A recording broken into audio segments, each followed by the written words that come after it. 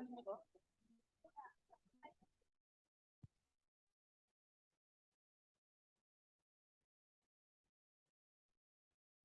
मुकुबा चल इसमें लियो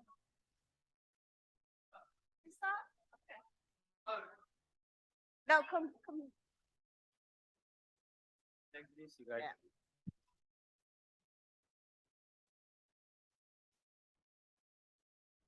Pranam, Badhai. Hello, everyone. So before we do anything else, we're going to start with the Noka Mantra. We've got Prafula Ben from our Northwest area religious chair. We've got Punam Ben, who's from the Northeast area chair. We've got Nikita and Bansi, who are in our Northwest committee and have helped a lot with today and a lot of things. They're going to start with Noka Mantra. Thank you, everyone. Jai Jinendra and Pranam. Very pleased to see you all here at Ekta Center. અને તમે ઉપર દર્શન કરવા ના ગયા હોય તો please do that as well. આપણા દેરાસરમાં. And we're going to start now with the Noka Mantra. I wanted to do a little introduction also of Mukulbhai. Most people will know him. પણ આપણે નૌકા પછી એ વાત કરશું and then we'll get started with today's event. Thank you. Om Namo Arihantanam. Om Namo Siddhanam. Om Namo Ariyanam. Om Namo Uvajayanam. Namo Loe Sabasahunam.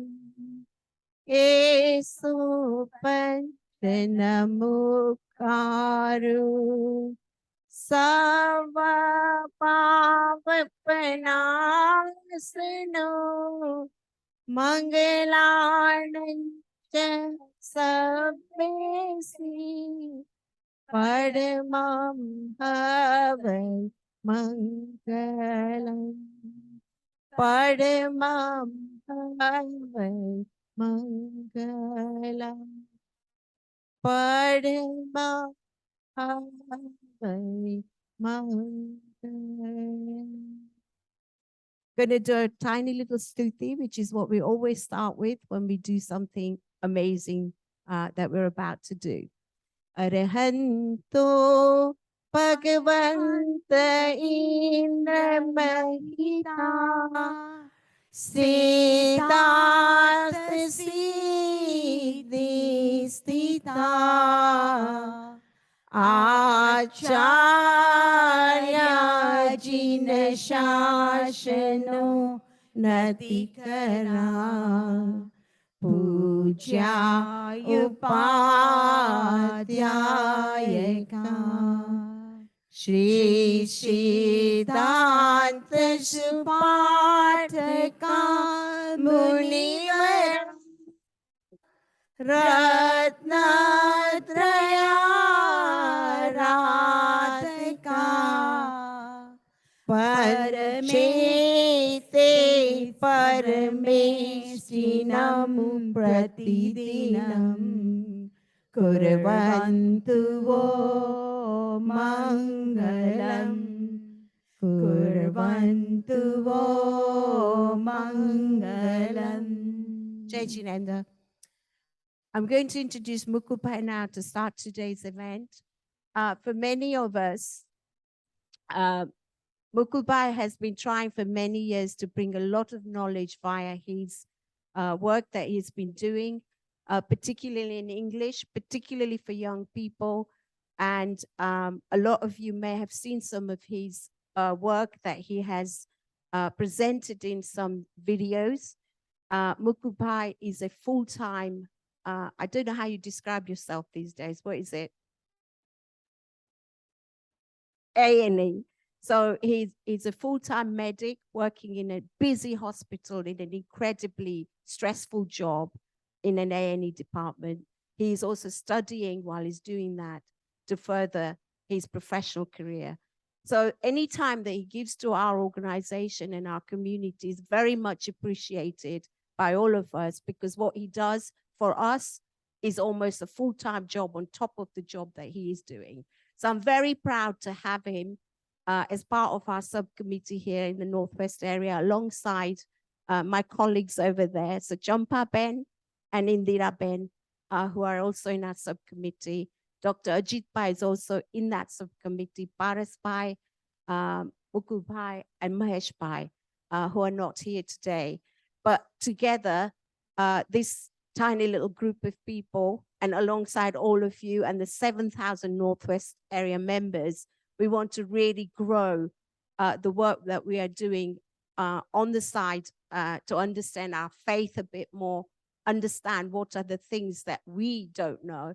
And that's why someone like Mukul Pai is here to present today the kind of key things about Paryushan and preparing us for this wonderful auspicious occasion that is 8 days of Aradhana, to bring ourselves closer to us and ourselves, and at the same time understanding why Jainism remains an important faith to address some of the biggest challenges that we face in the world today. So without further ado, I'm going to introduce Mukul Pai. In the room today, we also have Shandip Pai from the EC, who has a massive portfolio to actually grow the thing that I've just talked about. And he will be sharing some of his thoughts in a little while with us. Meantime, Mukul Pai, I'm going to hand over to you, and Sagar Pai over there, and Dilip Pai over there. So, Mukul Pai.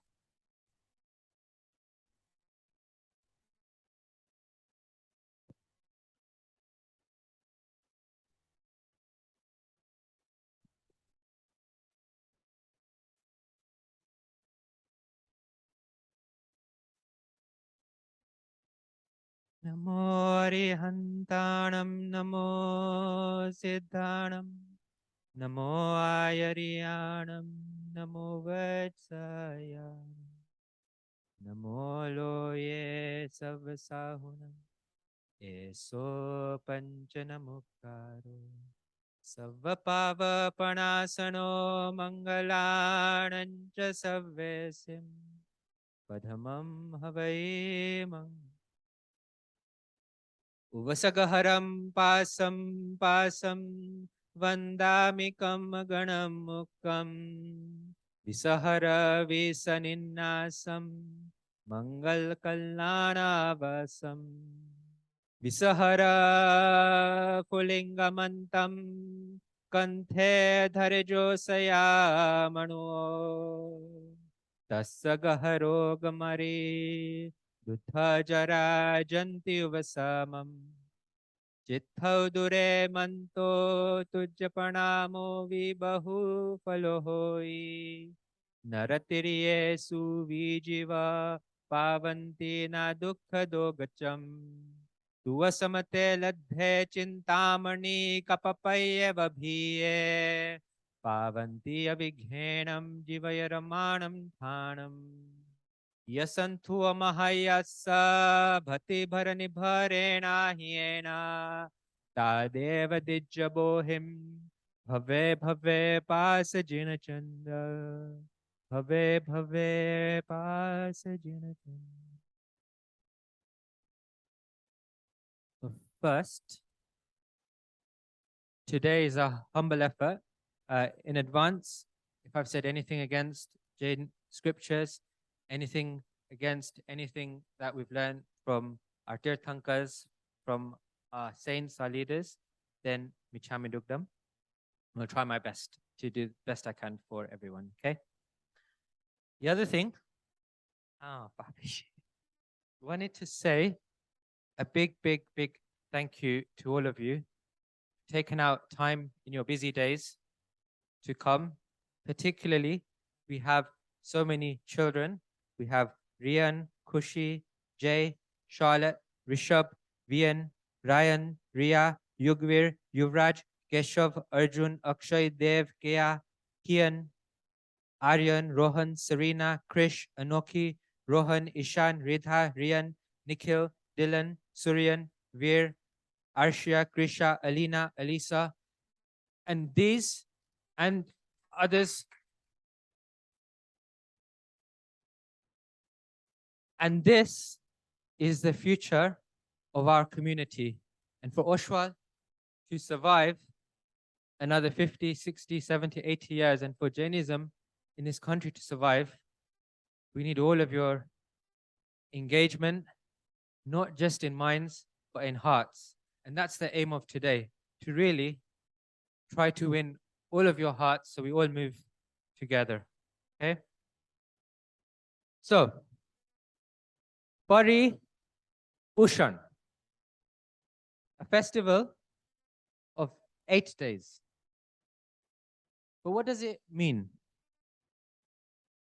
If we break it down, Pari and Ushan. Anyone know what that word Pari means? So Pari means everything around us, and Ushan means to center ourselves. We can understand it a bit better with a little story. Imagine there's a 1-year-old baby. Now, our baby and our mama, her mom, leaves her at a friend's house. To distract the baby, and our mama catcher, the baby says, she always speaks on cue, which is quite nice. To distract the baby,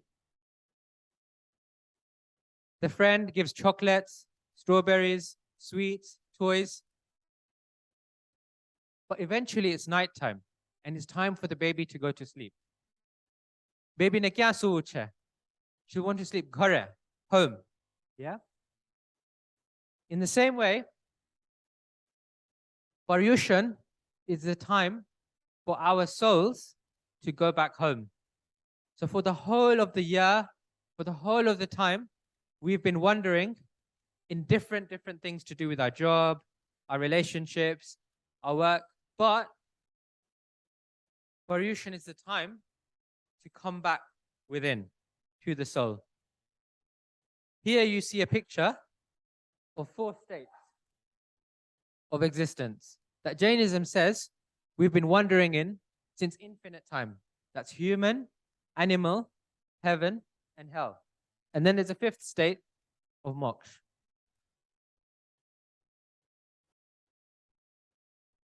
Fine. Okay.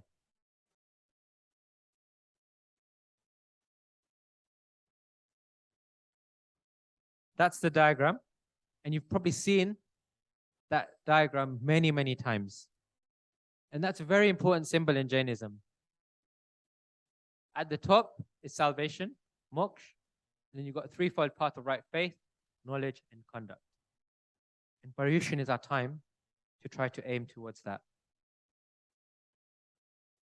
Jainism says there's not one part of the universe we haven't been to. If there's an ant, we've been that ant. If there's a tree, we've been that tree. If there's a fire, we've been within that fire. If there's a potato, we've been a life there. We've been a girl, we've been a boy. We've been a man, we've been a woman. We've been a dada, we've been a daddy. And in all of these lives, Jainism says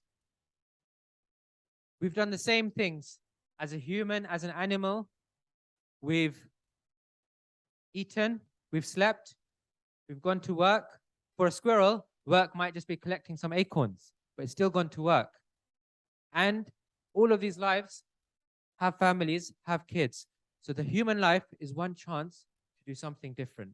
And that something different is something that Paryushan, the festivals, remind us of. And we're going to talk more and more about Paryushan, and then in the second half, Pratikaman and what it really means today. But before that, Shandip Pai, our religious chair, is going to share a few words.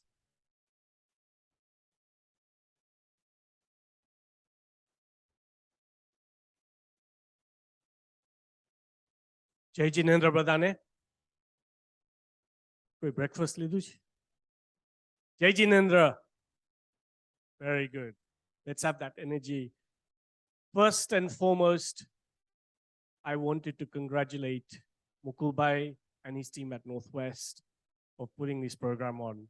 I remember Tranakwarasbela Mukulbai done the same Pre-Paryushan event upstairs, which we attended, very detailed, but very knowledgeable in why Paryushan is so important to us. When I came on the EC and I was allocated the portfolio of religion, there's one thing which has always been at my heart, is to bring back our Jain Dharma to the Oshwal members. Bring it back for the children here, thousands of children everywhere else. Because if we don't, in a few years' time, there's no point investing in things like derasas or buildings, because there's going to be no one going there.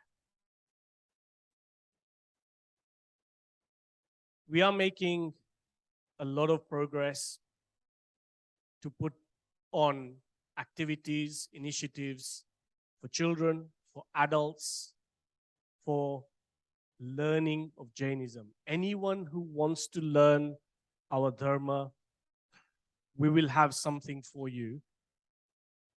And I'll share that with you in a few seconds. Paryushan now is only 2 days away. Commences on Wednesday. Every area, all the 9 areas, there are centers where you can go and enjoy Paryushan in person. After the 2 or 3 years we've had with COVID, it is great to get back in person and enjoy the festivities. For those who can't, for reasons of health, work, anything like that, we also have the option of doing the Pratikaman, joining in the festivity in the morning of Pravachan, virtually as well. In this country now, since COVID, we have many, many hundreds of elderly and young who are now a little bit immobile and cannot get out. So we've had to put on virtual Pratikaman, both in traditional language, and there's going to be live stream of English Pratikaman virtually as well as in person at Avanti School. So please, I urge all of you to take part. Even if it's not 8 days, go as many days as you can. Go to the centers, support your local areas, and with your bhav, with your interest, support all the committee there, support all the volunteers, become a volunteer. You are going to gain a lot out of this Paryushan this year. We have something for everyone, whether they're at home or they're able to go out. That, I must say, we need to congratulate all the local areas. They've put on an immense amount of work over the last couple of months and putting on all the activities, festivities. Can I ask all of you to show your appreciation to the local areas?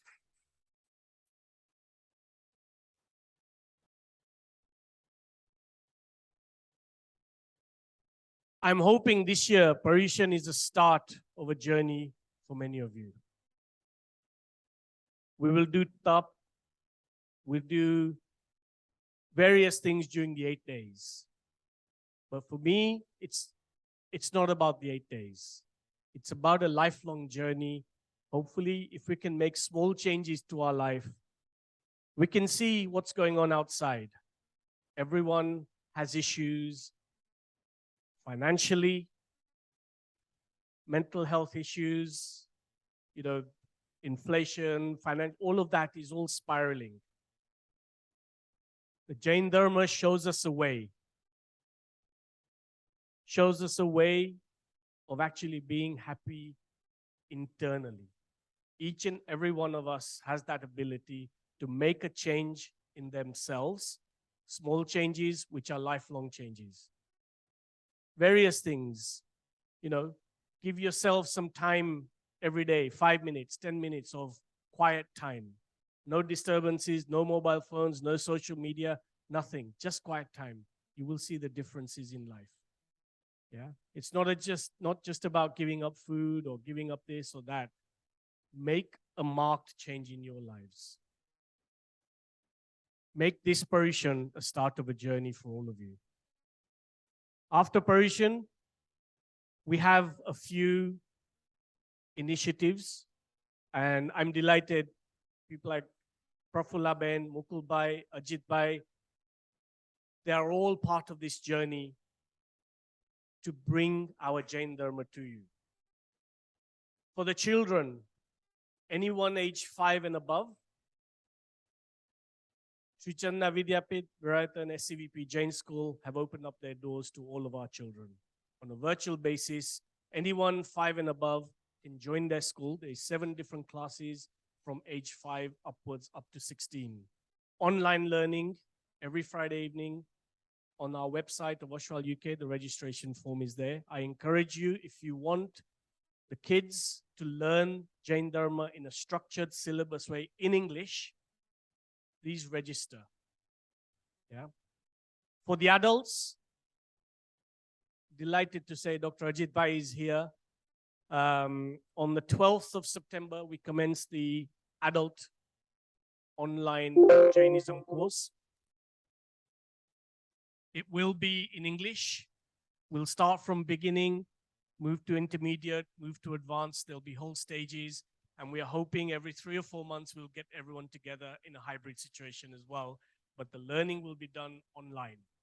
So again, registration form is online on the Oshwal website. Very soon, in the next couple of months, we'll be commencing our Jain choir, Oshwal choir. So keep a lookout for the details on that. Samu Bhakti, anyone who enjoys Bhakti, once a month at the Oshwal Derasar, we are going to be having that. And I've given Prafulla Ben the information there as well. So again, just register by WhatsApping me and you can attend. Remember, every one of these initiatives, there is no cost. It's absolutely free for everyone. My role on religious portfolio is to increase our awareness of Dharma and to improve everyone's lives by Jain Dharma. There are other initiatives as well, and over the course of Paryushan, Mukul Bhai, Prafulla Ben, and the committee will talk you through all of those during Paryushan. All I want to say is thank you to Prafulla Ben, Mukul Bhai, and the Northwest Committee for hosting this event today, and Northeast as well. Poonam, why do you sit right at the back? You should be coming at the front. But no, thank you all for listening to me for a few minutes. I hope you are encouraged to go and learn our Dharma. Please pass on the messages to your friends, family. Our doors are open to every single person. Wherever you are in the country, the Jain Dharma applies to all of you. Thank you very much, Jai Jinendra, and I'll hand you back to Prafulla Ben. Thank you.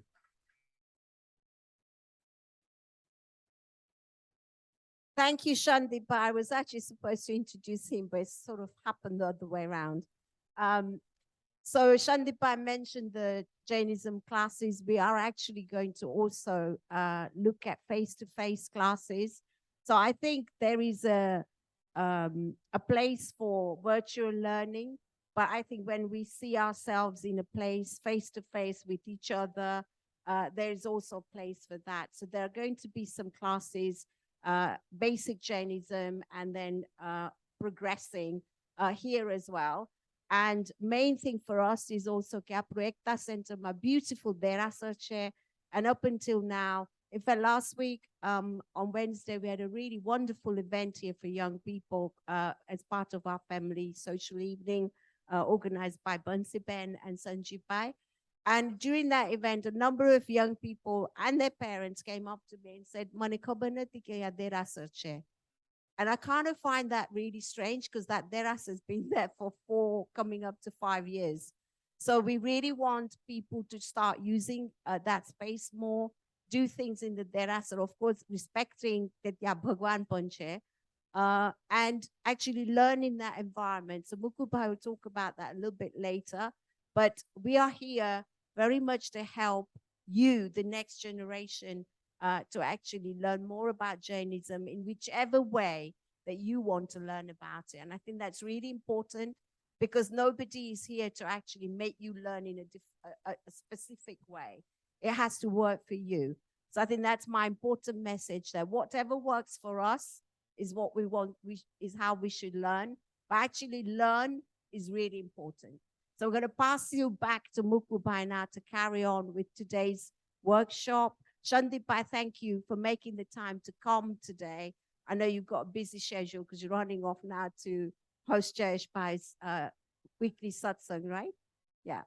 Okay.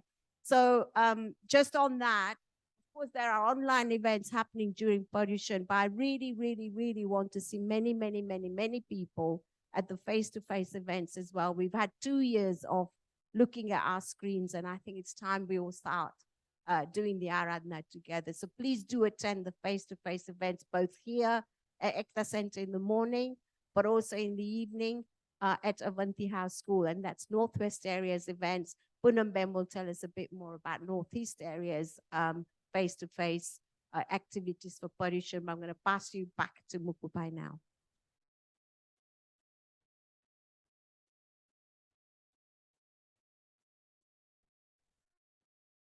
Okay. So in Paryushan, there's 5 what we call kartavyas or themes that go through the festival and actually through the year to remind us. So the first of these is, what do you think it is? It's called Amari Pravartan, but essentially it's ahimsa, okay, or non-violence. Now, if we look at the world today, these are 2016 figures. In Africa, you can see how many wars there are. We know what's happening in Ukraine, Hamra, right now. And everyone is fighting with each other at different points. And actually, the whole world is just one button away from a nuclear warfare. And in this world today, of all the religions, Jainism is probably the most relevant. And we'll come to why, not just simply because of the title non-violence, but about what supports that. We have quotes from Mahatma Gandhi ji. The ahimsa is the highest duty of the human life. Sri Ravi Shankar ji, that even when we walk, so many insects are crushed, but an intention to destroy something is violence. And actually, in Jainism, of all the religions in the world, it's the only one that classifies life to 8.4 million species, down to insects, and even further down to the electricity, to the water, to the wind. If you talk about environmentally friendliness, Jainism is right there at the top. And it teaches, and it's actually a lesson for the whole world. That's a quote from Einstein. I do not know if there's a rebirth or not, but if it's true, I would like to be reborn in India as a Jain. And that's Albert Einstein, who's the cleverest person in the world. Okay? Our Jain scriptures and agams talk about, sometimes we can't believe that humans feel pain, but how do we know that plants feel pain? How do we know that insects feel pain? How do we know that other life feels pain? So one of our ancient Jain scriptures gives the example that even if you just have one sense, if you have a deaf, blind, lame man, if he's attacked, he'll still feel pain. And in the same way, whether it's a 3-sense insect, whether it's a 5-sensed bird, or whether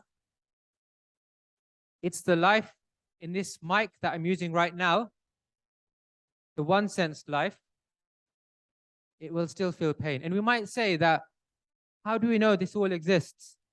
And I'll come to that later when we go into some of our prayers that we say in Pratikaman in detail, and the scientific evidence behind our Jain religion.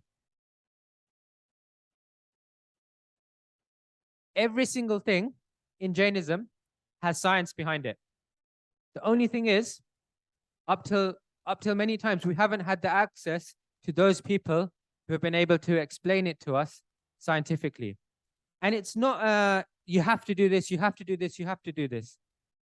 But it'll give the information. So for example, Jainism talks about avoiding eating at night, if you can, during Paryushan.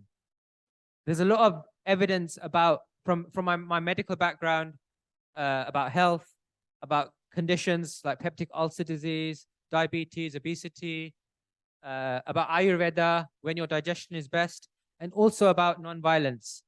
Again, that's a whole topic for another session. And we want to do these kind of sessions every 2 or 3 months, where I'm just going to touch on a lot of things today, but you'll see how wide our Jain religion is. So if ahimsa is the aim, then it has 2 supporting pillars. Ahimsa ni pankhina be pankche. Anekanta and aparigraha. Anekanta is non-violence of thought. A lot of you might know the story of the 6 blind men and the elephant, where 6 blind men argued about, is it a snake? Is it a tree trunk? Is it a tail? Is it a rope? And most wars today are because people can only see their point of view. Forget wars. Let me show you something. About 50% of households have World War III in their own house. And it can't hit high because anekanta isn't applied, and the tolerance and the forgiveness isn't applied. So Jainism is actually a tool for peace in our own lives in every aspect. And that is as much a part of ahimsa, the first duty of Paryushan, as many others. So it can be called intellectual ahimsa. Aparigraha is non-violence of things. What does that mean? So I might get Sagar to adjust the sound as this starts. There was a beggar who was at a crossroads. Every day he was begging for pennies.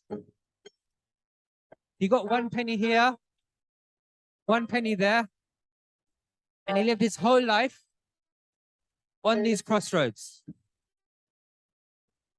He died in the very same position.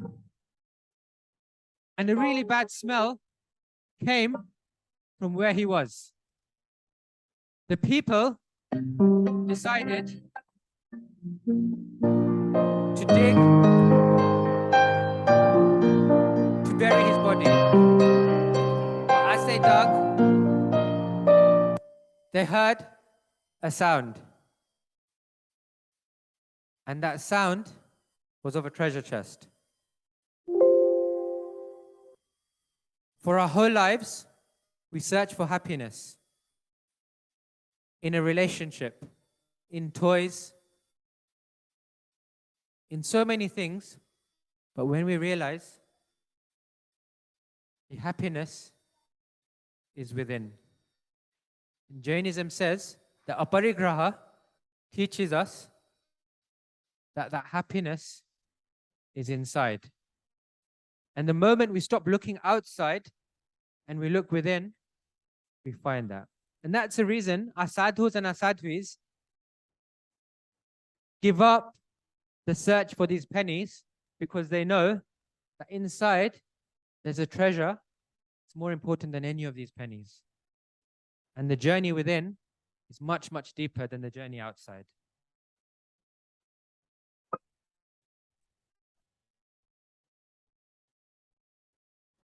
The gems cannot be found without diving deep into the ocean.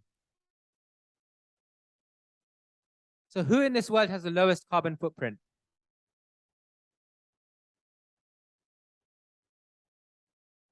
Jain Sadhu and Jain Sadhvi.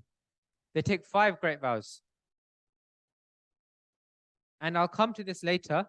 But when we do Pratikaman, when we do a Samaik, we actually take all of these vows. They don't have a car. They don't use electricity. They don't carry a mobile phone. And they inspire for our biggest problem today, which is global warming. Now, we've talked about ahimsa, anekanta, and aparigraha. If we had one more A, that would be the atma, or the soul.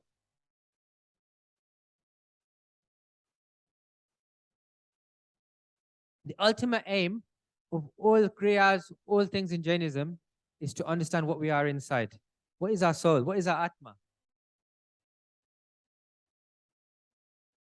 On Friday evening of Paryushan, Dr. Ajit Bhai is going to talk about the soul and the 9 reals or tattvas of Jainism. Going to share a small story to understand the soul to finish off this section. Keep the music on, Sagar, but just keep it at a good volume. Can.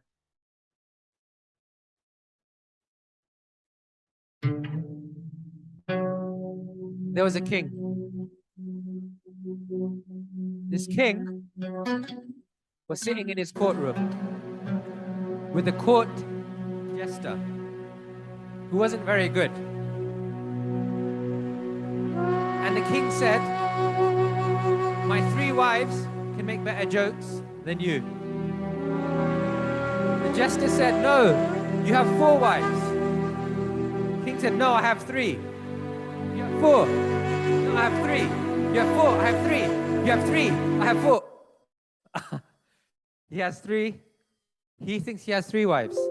The jester says he has 4 wives.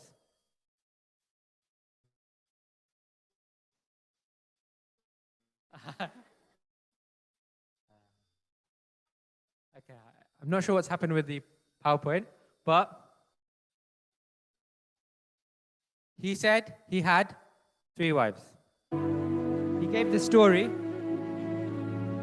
how he met his wives to the jester. He met his first wife in the gym when he was doing exercise. Things went well for 1 year. But then, Elokona, Anekanta apply na kairu, so they had an argument and they had problems. So then, he went shopping one day and he met his second wife. Again, things went well for 1 year. And then, ikantarigyo.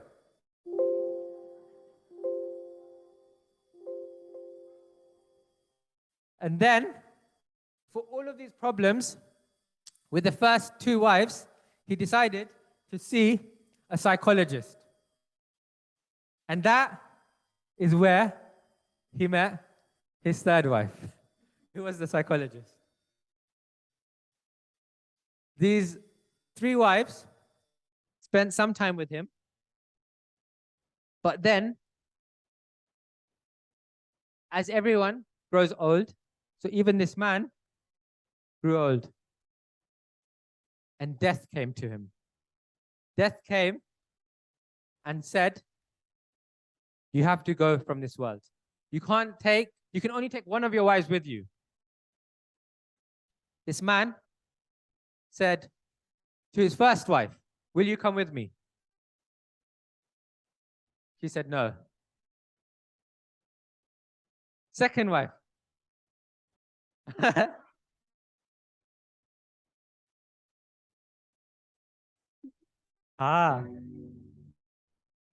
Second wife. Mari સાથે આવશો? ગુજરાતીમાં બોલું તો કદાચ આવશે. ના હું નહીં આવું. The 3rd wife said, "I'll come with you to the funeral pyre, but I won't come any further than that." The 4th wife said, "Yes, I'll come with you." But this 4th wife He met her through a kingdom alliance, an ancient kingdom alliance, but he never considered her important. And he almost completely forgot about her, except on very rare occasions, maybe once a year, twice a year, maybe in the morning for 2 minutes. But other than that, he paid her no attention at all. But she was the only one who said she would come with him to the next world. The first wife is the body. We feed it. We give it everything that it wants. But we know that the body only lasts with us for a very, very brief period of time. And then it's going to leave us. The second wife is our wealth, our possessions. And that's why he met the wife when he went shopping. All of our lives, we work. But we know, and it's all going to stay here. When we have problems with the first two wives,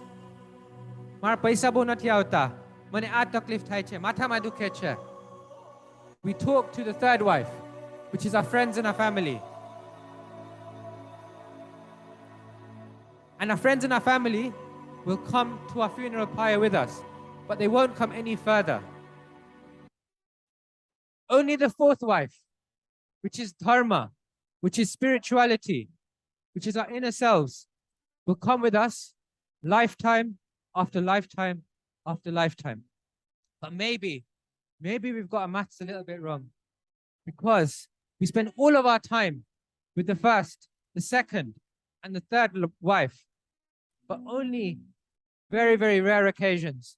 Maybe once a year during Paryushan, maybe for 1 minute in the morning, we give a little bit of attention to this fourth wife of spirituality, of dharma, of religion, of the only thing that will come with us beyond this world. And understanding this story is a key to understanding what is the soul, what is the Atma, and what is the purpose of our human life beyond what all the animals do. All the way until salvation, all the way until moksha.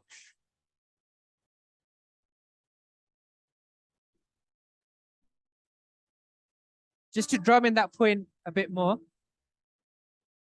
let's take a second story. There was a man. He was being chased by an elephant. He ran, and the elephant ran after him. He jumped and he caught hold of a branch. And that branch started swinging. He looked down and he saw 4 alligators. He looked up, he saw a black mouse and a white mouse. As he was swinging, he upset a beehive. All of these bees came out and started stinging him. As he was worried in this situation, a plane came from the sky. They said, "Give us your hand."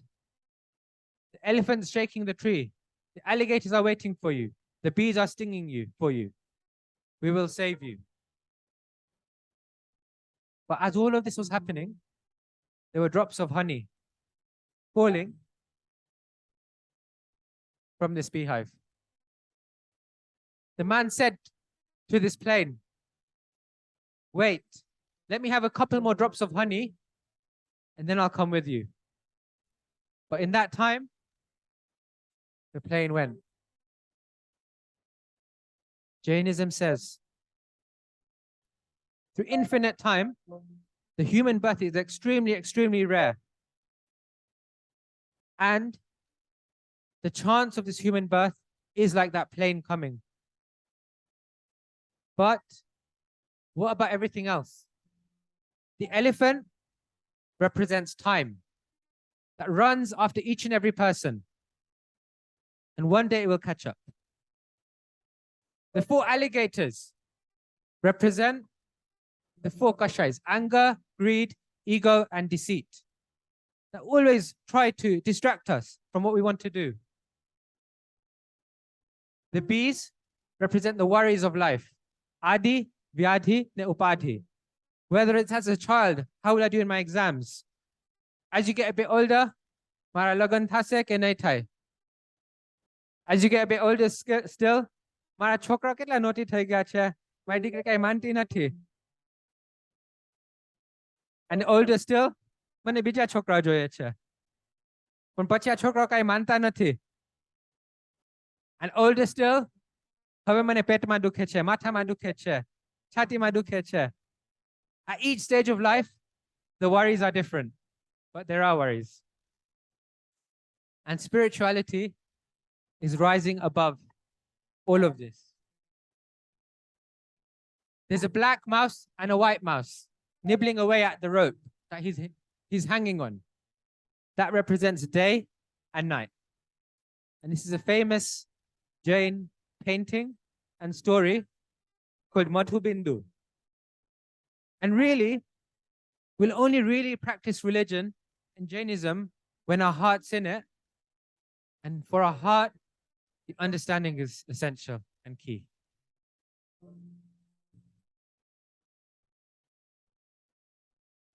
There's a lot of similar examples. You can take from ancient Greek literature, Plato's Allegory of the Cave. You can take ancient stories. But I've got 3 or 4 more stories like this. But we want to move on to some other things as well. So next week on Saturday, maybe we'll take a couple more of these stories, which I'll talk to you about later. But now, is Ryan here? Rahul, Ryan and Ria? So, can everyone give a big round of applause to Ryan and Ria? They've worked really, really hard. No, sorry. They've worked really hard over the past month to prepare something for all of you. Ria is only, Ketla, Rahul, 6 years? Is only 6 years old, and she's going to come up in front of all of you and do something. And Ryan is only 10, 11. Okay. So let's listen to them, and then we'll talk a bit more. Can everyone give them a round of applause?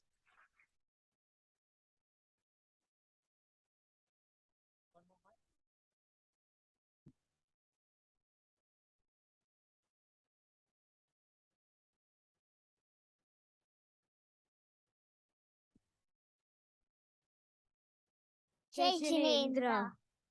So, Ryan, I heard Mummy and Papa talking about Paryushan that's coming. I also heard about it in the Patshala. Can you please tell me what is Paryushan? Oh, yes, Reena. Paryushan is the king of festivals for us Jains. It's an 8-day celebration, and it starts next week. Are we going to have a big party and a big feast with lots of dancing and fun? No, Reena, it's not like that. Let me think. Did you recently see Papa take his car to the garage? Yes. His car is always broken and always in the garage. Well, that's true. But look, once in a year, Papa takes his car to the garage for MOT to see if his car is good to be on the road. The garage checks the car's lights, brakes, and tires to see if they're working. Similarly, once in a year, Paryushan gives us the opportunity to look inside our soul and see if we're on the right path to attaining moksha or salvation and do any correction to our wrongs. We can do this by various things, such as bhakti, meaning praying, swadhyaya, reading religious texts and scriptures, and tapasya, restricted diet. And at the end of all 8 days, we forgive and ask for forgiveness from all. Oh, okay. But what can I do because I'm so small? Well, Rena, the idea is to minimize the violence we carry out in our daily lives and purify our soul. Everyone can do as much as they can depending on their capability. So you can go to the temple for darshan and puja, do tapasya like fasting. Fasting? But I feel hungry all the time. Well, Rena, if you can't do upvas, try doing ekashna. If you can't do ekashna, try doing vyashna. And if you can't do vyashna, at least try doing choviyar, meaning no eating and drinking after sunset. And one more thing, no eating green leafy vegetables during Paryushan. That's okay because I don't like eating vegetables anyway. That's not the spirit, Rena. The idea is to discipline ourselves, restrict our needs, and suppress our passions like greed, anger, and ego. Can you give up your favorite food for 8 days, Rena? Yes, I think I can. So I will not eat cake and biscuits. I will not eat chocolate for these 8 days. I will not walk on grass. And I'll go to the temple every day for darshan. I will be nice to everyone. Not pick up any fights with friends. But what would you do, Ryan? That's very good, Rena. As for me, I won't play video games, not watch any TV. No violence in Man, Vachan, Kaya is peaceful thoughts, speech, and deed. Instead, I will read Jain stories. There are plenty of those. And Ryan, what was it about forgiveness that you mentioned earlier? Oh yes, Rena. On the final day of Paryushan, we do some Vatsri Pratikaman, and then we say Michami Dukram. It means sorry for any hurt I may have done to anyone. Michami Dukram means so we forgive and ask for forgiveness from all. So are you going to say Michami Dukram to me for all the times you teased and annoyed me? Yes, Rena. I will say sorry to you. I will say Michami Dukram to you. I'm happy to say Michami Dukram to you too. And now I can see why Paryushan is not eating and drinking and making merry. It is indeed the king of all festivals. So let's all celebrate Paryushan as best as we can. Hame means Sarve Jiva, Sarve Jiva Kamantu me, Meti me Sava Bhuesu, Veram Ajam Nakenai, Jai Jindra.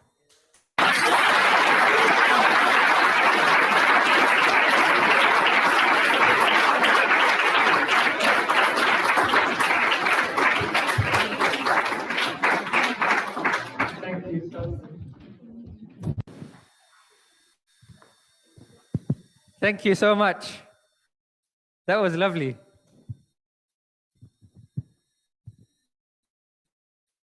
Really good. We heard about a lot of things. And through the course of the rest of this morning, we're going to see some of the reasoning behind some of it. So as we've started talking about Pratikaman, we talked about one of the 5 core themes of Paryushan. We talked about non-violence, ahimsa.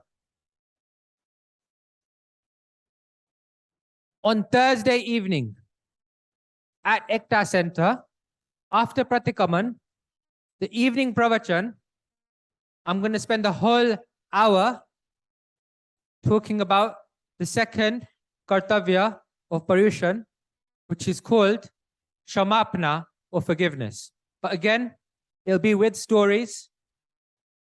And I promise you, you'll really, really enjoy it.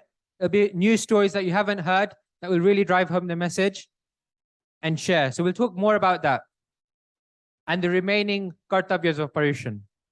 But before we do that, we're going to talk a little bit about Pratikaman now. So Pratikaman is a ritual that we do during Paryushan. And it ties into the second kartavya of forgiveness. It's about forgiving others and forgiving ourselves. The true repentance is forgiving yourself by turning over another leaf. And there's 5 types of Pratikaman.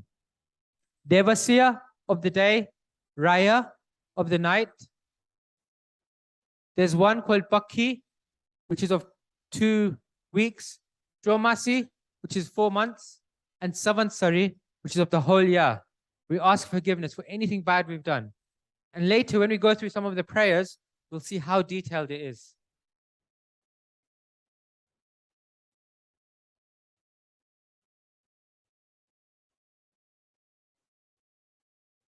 This story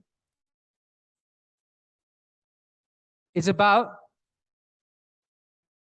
a blind man and a lame man. They're stuck inside a hole.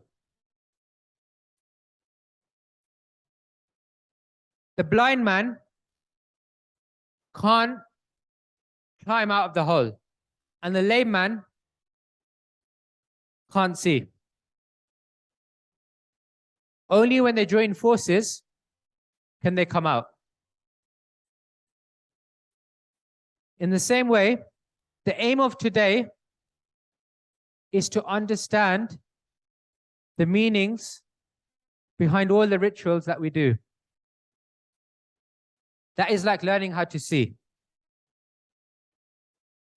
But when we do those rituals, if we can do them as close as possible to how they were at the times of Mahavir Bhagwan, and the whole Kriya and everything has been passed down from a long, long time. And we'll understand this a bit more when we understand the meanings of some of these prayers. That is like knowing how to walk. So combining these 2 approaches, we can get to the destination. So in Pratikaman, there's 6 parts. First is called Samaik, which we take for 48 minutes. Second is called Pratikraman, to go back on anything bad that we've done. Let's talk about these 2 first. Gonna switch presentation to the Punya Shravak story.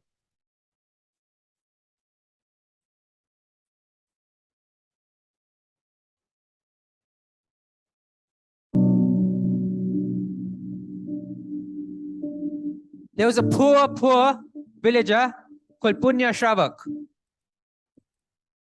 He used to fast every day. Well, he fasted alternate days with his wife. And once, one of them would give Sadharmic Bhakti, or would feed another householder, which is the 3rd duty of Paryushan. Feed or help. It wasn't always like this though. Punya Shravak once had lots of wealth. But once he heard a story from Mahavir Bhagwan, and he gave up everything. And he used to practice Samaik daily. He used to earn just enough for 1 meal. And he said, I want to focus my efforts towards the soul. At this time, there was a king of the whole kingdom called Shrenik Raja.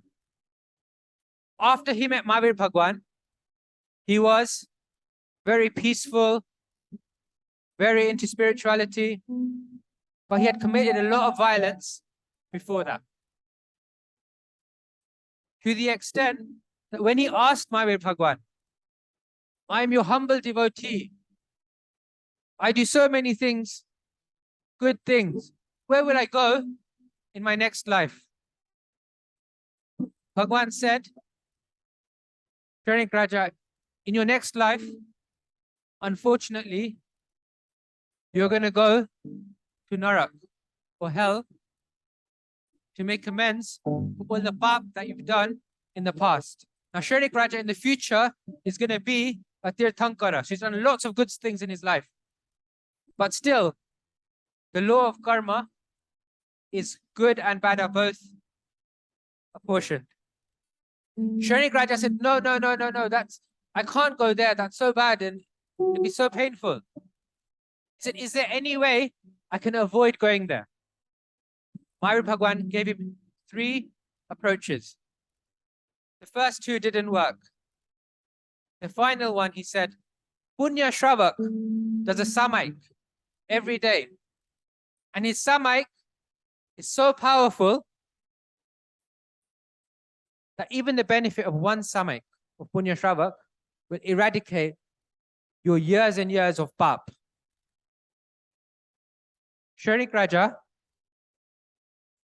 went to Punya Shravak and said, can I have the power of just 1 of your samaiks? Punya Shravak said, I don't know if it's a thing I can just give. Mahavir Bhagwan must have posed some sort of riddle. So let's ask him the answer to how can I have the power of just 1 of your samaiks? And if he says, I'm gladly give it to you. They went to Mahavir Bhagwan. And Shrenik Raja said, the other solutions you gave me didn't work. Punya Shravak has kindly agreed to give me the power of 1 samaik. In fact, it's so valuable, I'm ready to give him half of my kingdom just for 1 samaik of his, which is 48 minutes of meditation and dhyan. Can I do that? Mahavir Bhagwan said, if you put half of your kingdom on one side of the scales and the power of just 1 samaik of Punya Shravak on the other side, his samaik would still be more valuable. Shrenik Raja said, fine, I don't even need to be king. He can become in charge, he can have my whole kingdom. Let me just have 1 of his samaiks. Mahavir Bhagwan said, forget your whole kingdom. Take all of the wealth in this whole world on one side of the scales and the power of just 1 of his samaiks on the other. His samaik would still be more valuable. Why and how? Let's try to understand this.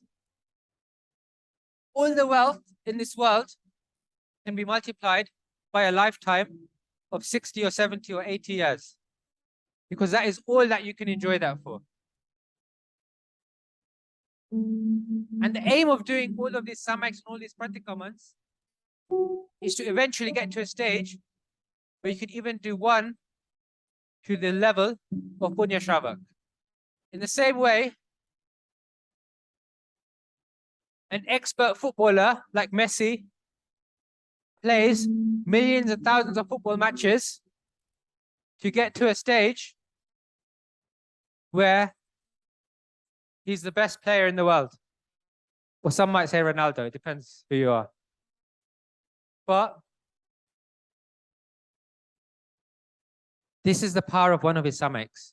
And then Shrenik Raja understood about the process of karma. But what is this samaik?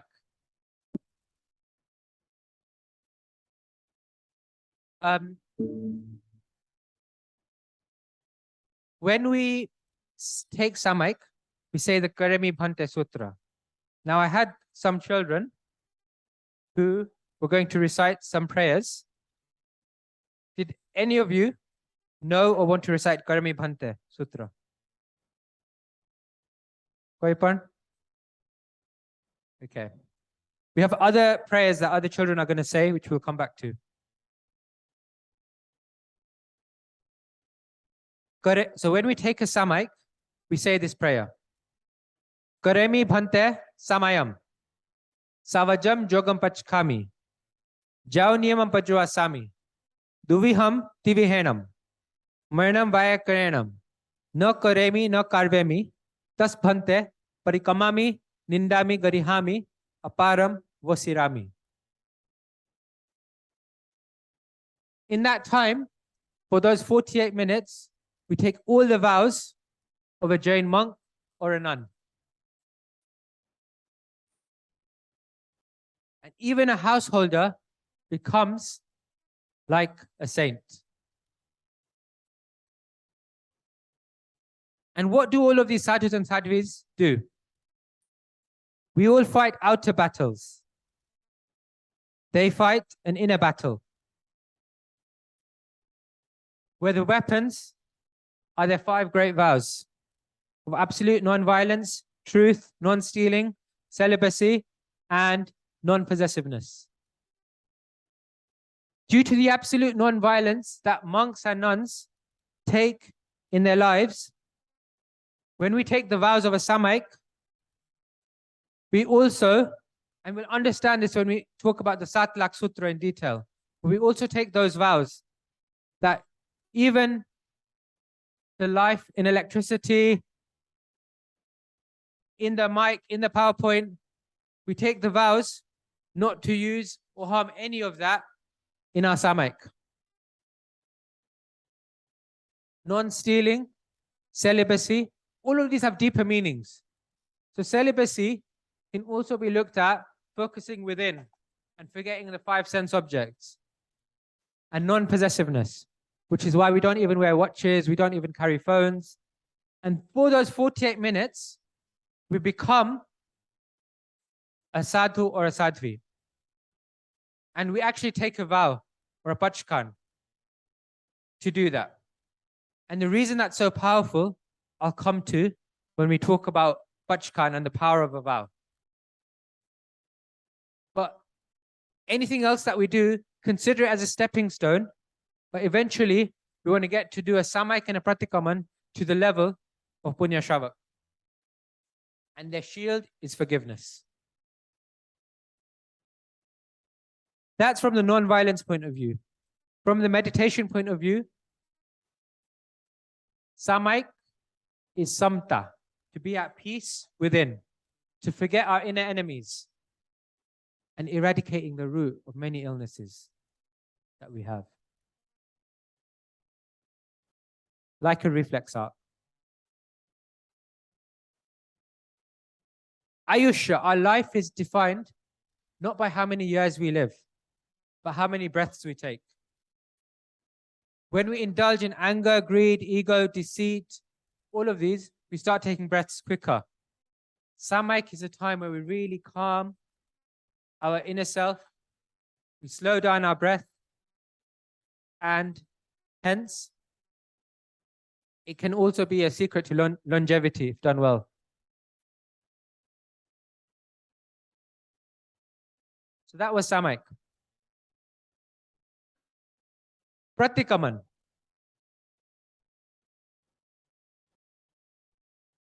There's 4 sutras in the heart of the Pratikaman.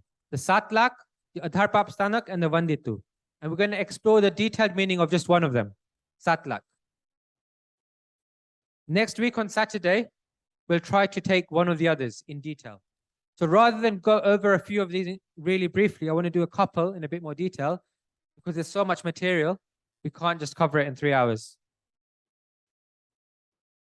So I'm going to skip this one. Okay. So we'll come back to Pratikaman. Now, I have some friends.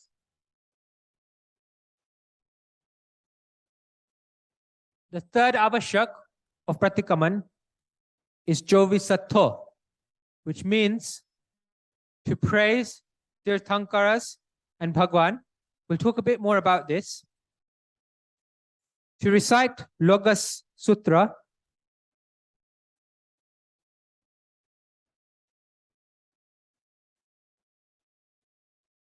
Vian. Everyone, round of applause for Vian.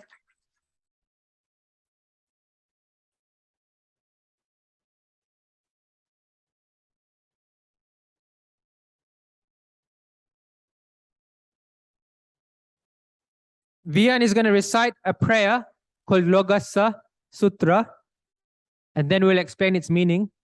Vian. Tu અહીંયા ચડી જા. Yeah, well done. Okay, you ready? Go for it.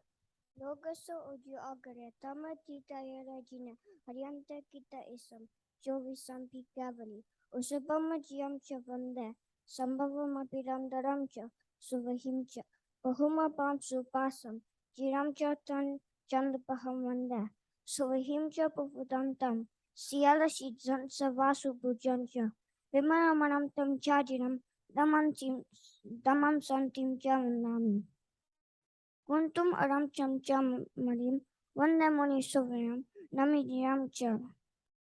Vandami vishnanim, pasam taha vatamanam cha, avamahim abutaha, vihuya mara bahina jaramana, cha uvisampi jaramana, chitarama. Matpasyanto, kitya vanyamahya, je elukasotma sita, aruga bohiliabam, samahi vanamatamandantu. Chamna sunna martit, ahyam payasara, sagava gambira, siddhaside mamadi santum.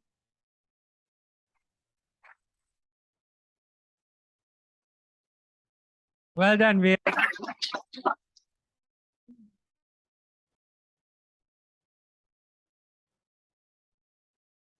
So you'll notice this prayer come up in the Pratikaman many times. And each and every line has a really deep meaning. So if you look at the screen, you'll see. Logassa ujjo agare dhammatithayare jine arihante kittaisam chovisampi kevali usabham ajiyam chavande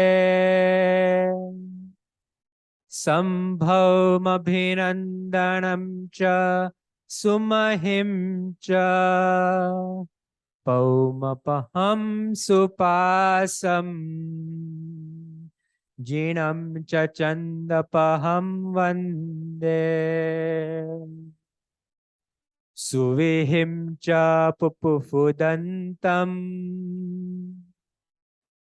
Sialasi jan savasu pujancha Vimalamanantam jajinam Dhammam santim cha vandami Kunthum maram cha mallim Vande muni suvayam namijinam cha Vandamirithanemim pasam taha vadhamanam cha. Okay. So you can see, I won't recite the whole prayer, but you can see as you're following the slides, it has a very, very deep meaning. And in the Loka Sutra, we're taking all 24 Tirthankaras by name, okay? And we're praying to them. And that contrasts to the other prayer we say a lot in the Pratikaman and in Jovisata called the Namuthanam, which talks about the virtues, which we'll come to. And the poetry is amazing and it's beautiful. So who is purer than the moon, more light-giving than the sun? It's talking about the siddhas who have attained salvation in this last line. Chandesu nimalyara aichesu ahiyam payasayara sagarvara gambhira siddha siddhimam disantu.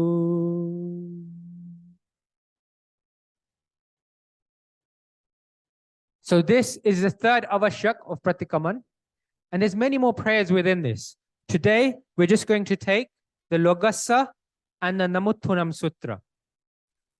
And another day, we can maybe talk about some of the other prayers within this, like Pukharvardivadhe, Siddhanam, Buddhanam, and each and every one of these, you can talk about in detail over a whole day, and they have much, much deeper meanings. But again, I just want to give a little bit of an indication of some of the prayers today. Before we move on to the Namuthanam Sutra as part of this, today we have another special guest with us, which Prafula Ben is going to introduce. Prafula Ben will introduce.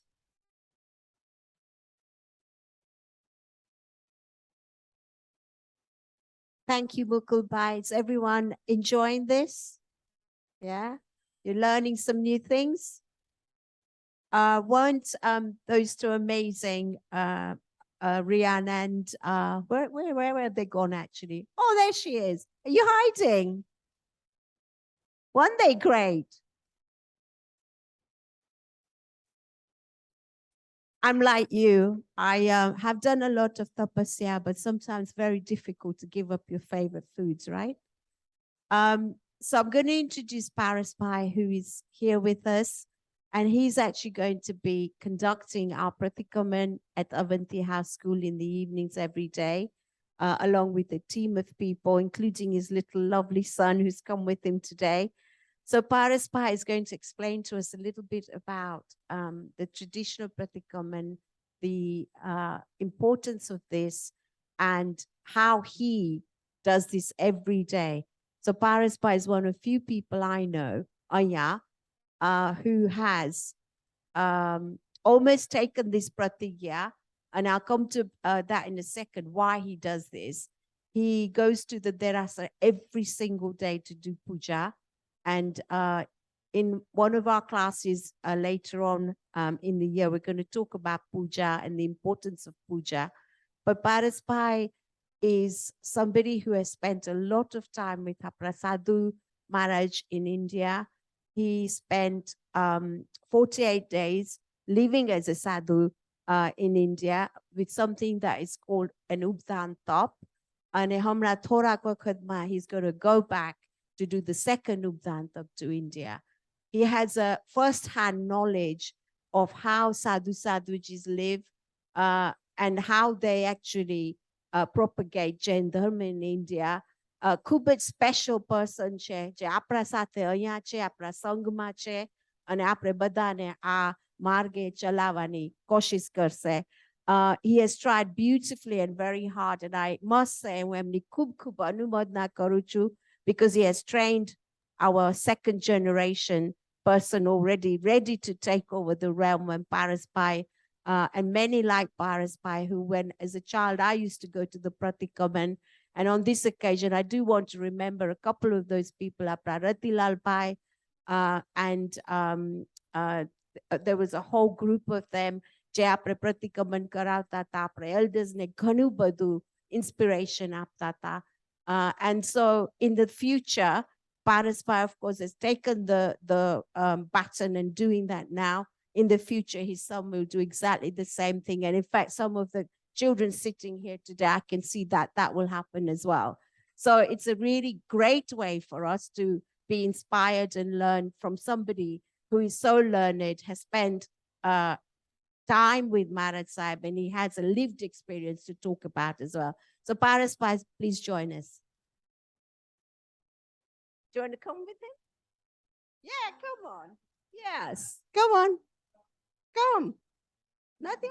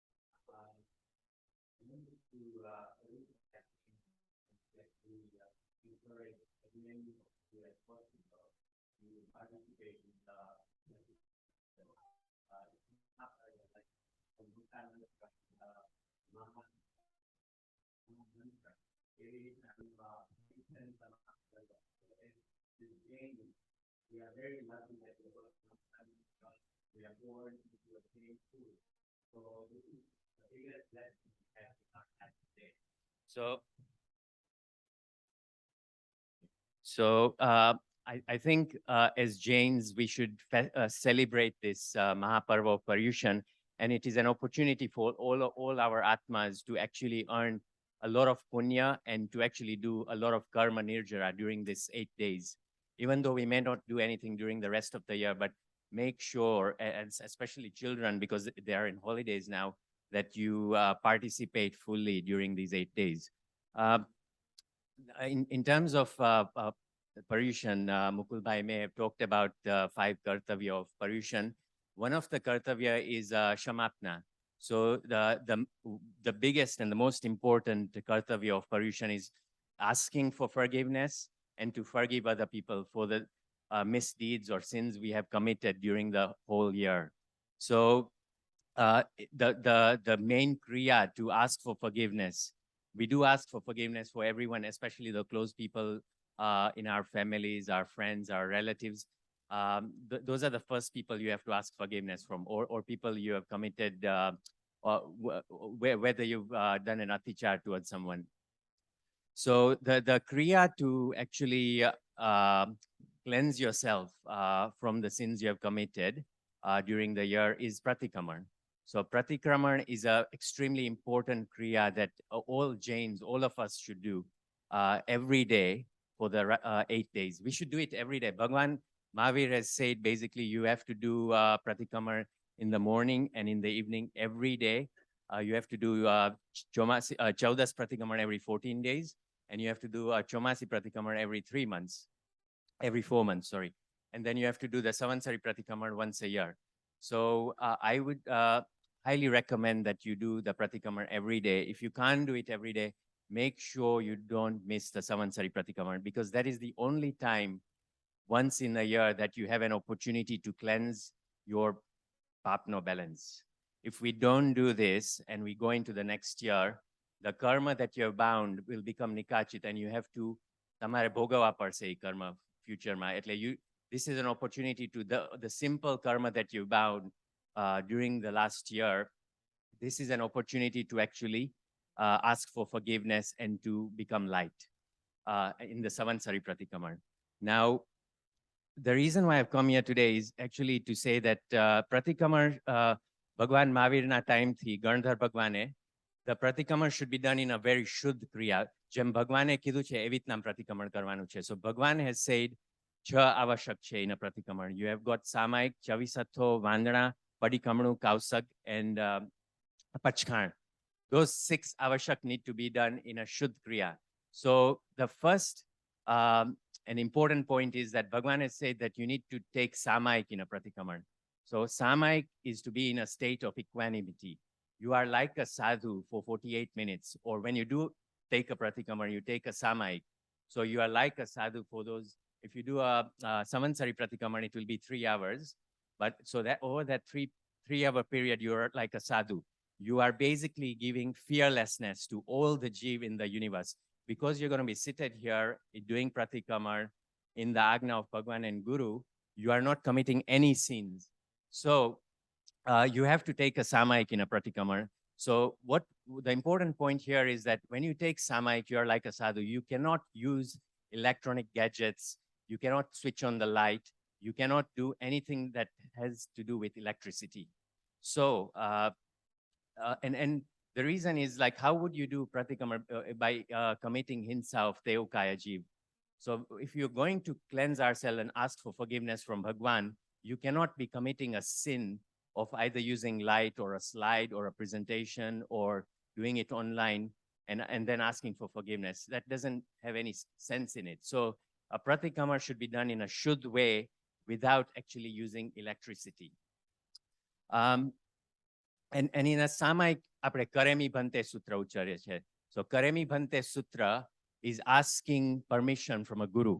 You have to ask permission from a guru ke hu a Karemi Sutra, Karemi Bhante Sutra uchru chu Samaik leva mate. So when we do Pratikaman, to get the benefit of the Pratikaman, you have to do with the Agna of Bhagwan and with the Agna of a guru. We don't have a Guru Maharaj over here in London because they're in India. They don't come, they don't travel in a plane. So we will keep photos of a Guru Maharaj and we will have a Stapnaji. So with the Agna of Bhagwan and Guru, we will get the full result of a Shuddh Pratikaman. The second point I wanted to make is a lot of people have this feeling that I don't understand anything. When I sutra makai samadnat partu, I don't understand the meanings. That's why we are here today. Mukul Bhai is doing a fantastic job explaining Loga Sutra, Namuthanam Sutra, and other sutras. So we 99% of people don't understand the sutras or the meaning in depth. That doesn't mean we shouldn't do the kriya. Sutras are like mantra. Emma mantra no effect by listening to the mantras or the sutras, it has a powerful impact of reducing our karma and to asking. And when we are asking for forgiveness, we get the benefit of that. So just because we don't understand the sutra doesn't mean we shouldn't do it. I'll give an example. A small child maybe left near a stove and he'll see a fire in the stove. The child doesn't know this is a fire, so he doesn't know, okay, this is a fire, it will harm me if I go and touch it. But the child will go and touch it. In the same way, even though the child doesn't know, okay, light che, and he touch karse to bari jaise, he will, if he goes and touches it, he is going to get burnt, right? In the same analogy, we might not understand the sutras, but if we listen to the sutra, we will have the same impact on our Atma by listening to it. Just because we don't understand it doesn't mean it doesn't have any effect on us. In the same analogy as the child touching the fire, he's going to get burned. So, બીજી analogy આપું તો કર્મ આપણને બધા કર્મ થિયરીમાં માનતા હશે. કર્મ આપણે બધા જૈન છે, we understand, believe in karma theory. We can't see karma coming towards us every day. So if we can't see karma, that doesn't, but karma, we are minding karma every second, millisecond. In the same way, these mantras have the same effect. We can't see the mantra, we can hear them, but they have a powerful impact on us. So please don't get discouraged. Okay, if I don't understand the sutra, okay, we have to do it in a Shuddh way, the way Bhagwan has told us. If we do a Shuddh Pratikaman in the Agna of Guru and in the Agna of Bhagwan, then we will get the full benefit of it. So I really hope that you all have a wonderful Paryushan.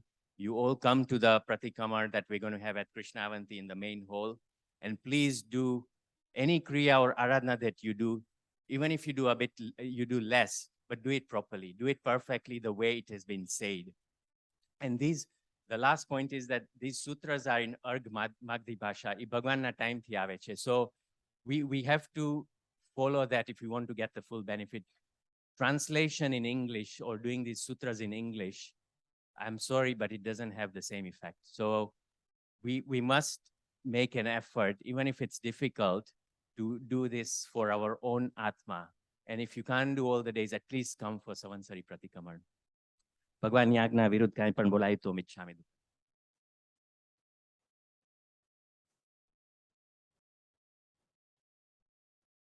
Thank you, Paraspai. And Paraspai just talked about English, ma translate kare.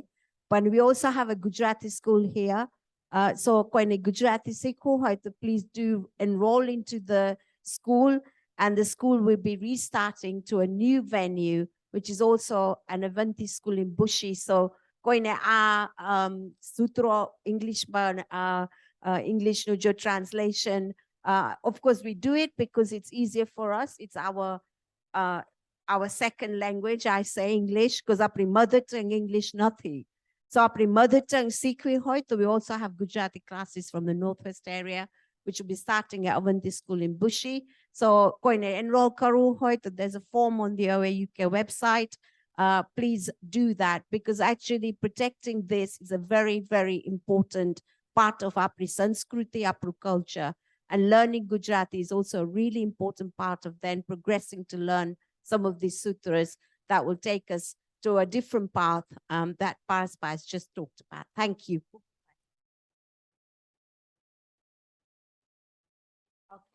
So every day there is going to be an explanation before the Pratikaman starts about what we're about to do and the vidya and the kriya we're about to participate in. And that will be done by our Pratikaman conductors on the day. So that's Paraspai, Yogeshpai, Ajitpai, and that little hero over there. He's going to be doing a bit of that as well. So please, Tame Aujo, and do try and understand as much as you can, and then let's do the Kriya together. I'm looking forward to doing this face-to-face after 2 years of not seeing everybody and not being able to do this with, all the elders in the same space as all of our next generations and our middle generations. So I'm really, really looking forward to doing this face-to-face. And as much as possible, I'd like everyone to be able to do that because, of course, you're all on school holidays, right? As well. So please do join us as much as you can every day at Avanti House School. Sorry, I also wanted to say, when pani piu, there's some outside. Do take advantage of that. But thank you. So, going back, we said in the Noka Sutra, we talked about the names of all the Tirthankaras. There's another prayer called the Namuthanam, which we'll come to. And that's done in something called the Chaitya Vandan.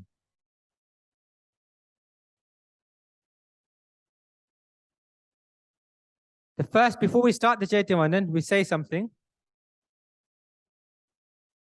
Sakala kushali pushkara vartame gho duitati mira bhanu kalpravukshopamana. These are all metaphors for God. Bhaujal nidhi pota sarva sampati hetu sabhaut stamva shwese shantinath shwese pashwanatha. So,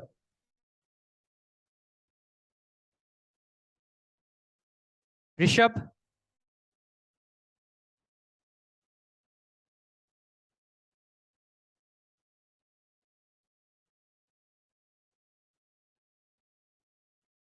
Rishabh is going to recite the Namuthanam prayer, and then we'll explain what it means.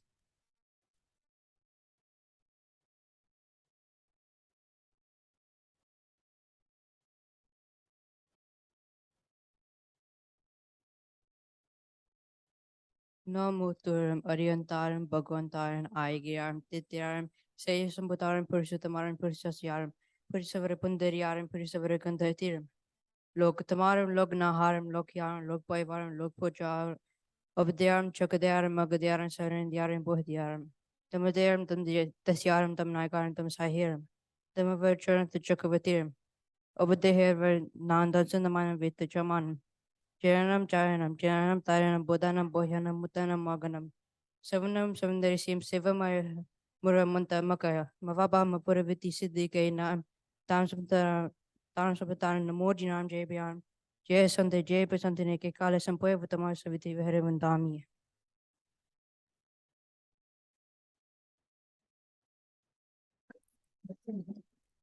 Thank you so much. Done.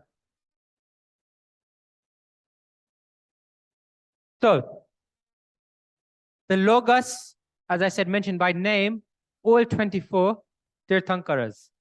The Namuthanam mentions their virtues. So, Arihantanam, Namuthanam Arihantanam Bhagavantanam Aigananam. Aigananam means was once like us.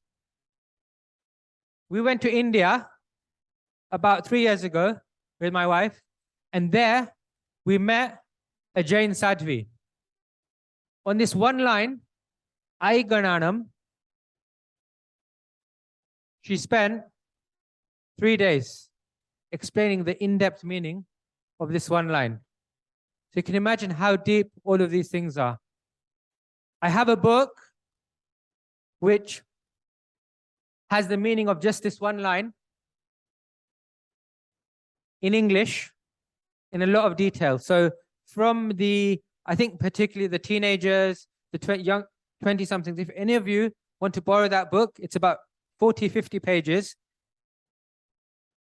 This line and one other line they'll talk about. Come find me and you can borrow it. I have it with me today, okay? Purisasihanam. like a lion among men. Abhay Dayanam, that if you have Bhagwan in your heart, it can give you fearlessness, if you understand it in the right way. Chakku Dayanam, Chakshu is eyes, the right eyes. Magga Dayanam, to give a path. Sarana Dayanam, to give shelter, shelter from this world. Dhamma Desyanam, Tinnanam, if there's an ocean of life, death, and rebirth, then God or a Tirthankara is someone who through their own strength has swum across this ocean. Taryanam, not only have they swum that themselves, but they manage to help others make that journey to swim across. Bhavisanti nagai kale. This prayer is such that without naming them, you're praying to all of the Tirthankaras, like Mahavir Bhagwan, like Parshvanath Bhagwan, not just from this cycle of 24, but from the past, present, and future. And that's a whole topic of Jainism, which we're hoping to start to address. We're hoping to start having monthly story sessions run by Dr. Ajit Pai, which will go into some of these stories of Jainism, which people can understand some of this a bit more.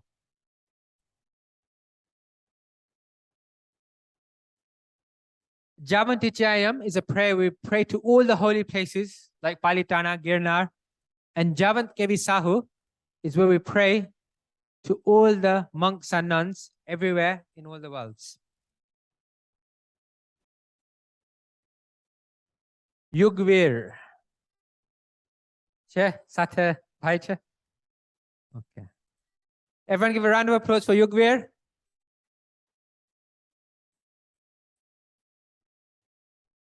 He's going to recite, which is also a part of this Jovi Sattva, or the third avashya of Pratikaman, and you'll hear it in all the Pratikamans that you'll hear this prayer. Ursagaram pasam vandami kamagana mukam visahara visninasam pulingamantam kante dare. Ursagaram pasam vandami kamagana mukam visahara visninasam mangalkalana vasam visahara pulingamantam kante dare. Joseo Manuo Tasagara rogamani duta jara janti ursamam jita dore manto tu japanamla bulfula hoy natriesu vijiva pavantina duka dogacham tu asamatilade chintamani kapapaya vabaya pavantina vigainam jiva aira manam thanam yasantu omayash bhakti vara nebane iya eta devadicha bohim bhava pasa jinchanda.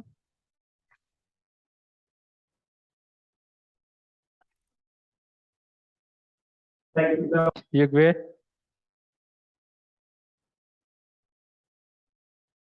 And you might have heard this right at the beginning. After we said the Noka Mantra, we said the Uvasagaharam. Because when you're starting any auspicious activity, Uvasagaharam Stotra is very good for the atmosphere. I bow down to Parshvanath Bhagwan. Uvasagaharam. Pasam. Vandami kamagana mukkam. Visahara visa ninnasam. If there is poison, vish is poison. It can neutralize that poison, mangal kalnana avasam, and make it pure. A deeper meaning, what does poison mean? See, sometimes you can take these words at face value just as a translation. But what's the deeper meaning of poison?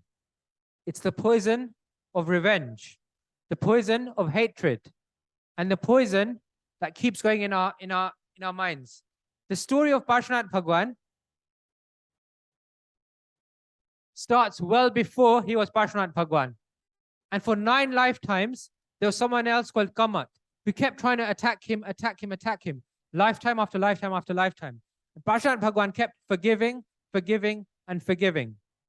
And when we understand his life story and the whole background, we can understand the deeper meanings of some of these prayers. Mangal Kalnana Avasam. And hopefully, when we do these monthly story sessions, we can cover some of this. Tasagaha rogamari duttha jara janti uvasamam. It can neutralize a disease and make it holy. What's a disease? You can have a physical disease. You can also have the disease of old age, the disease of death, the disease of pain, which can be overcome through spirituality. So there's surface meanings and deeper meanings to all of this.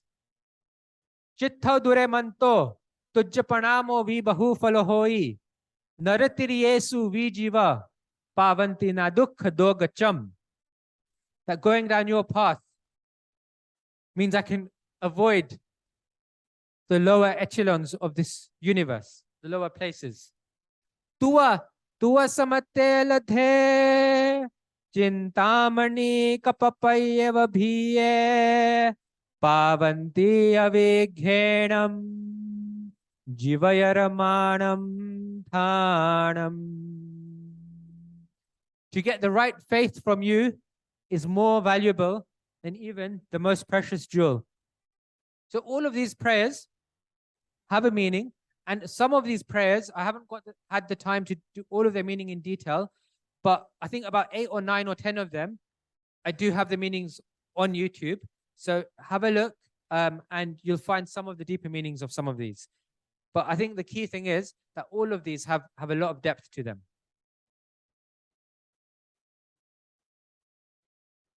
There is a prayer called the Jainism Sutra, but again, I need to leave some things for next week.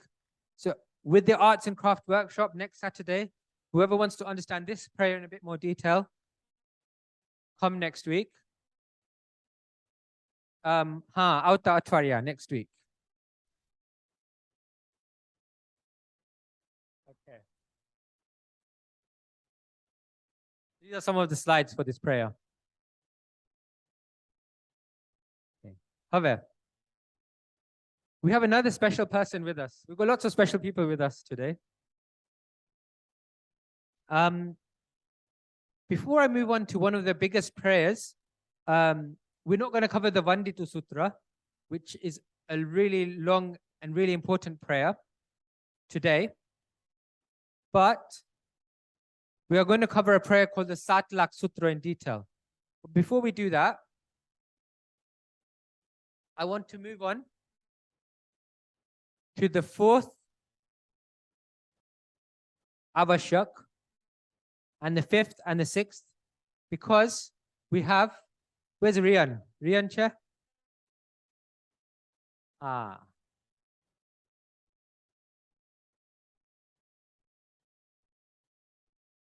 બધા છોકરાને chance આપશું ને તો આપણું બધું આગળ વધશે ઘણું. So it's, I know it takes time, but I think it's so important that we get all of our children and our next generation to the front of their stage, build up their confidence, and hopefully we'll try and get the teenagers and the others through skits and other things as part of this as well. So everyone, first of all, a big round of applause to Rian.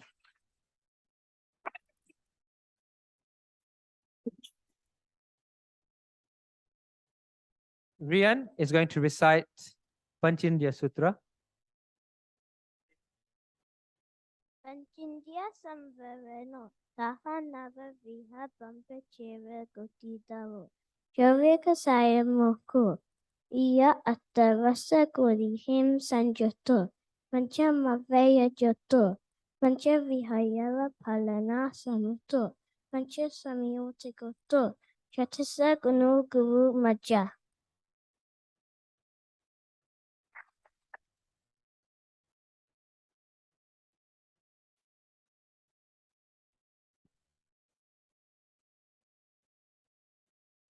Thank you so much, Rian. Another round of applause.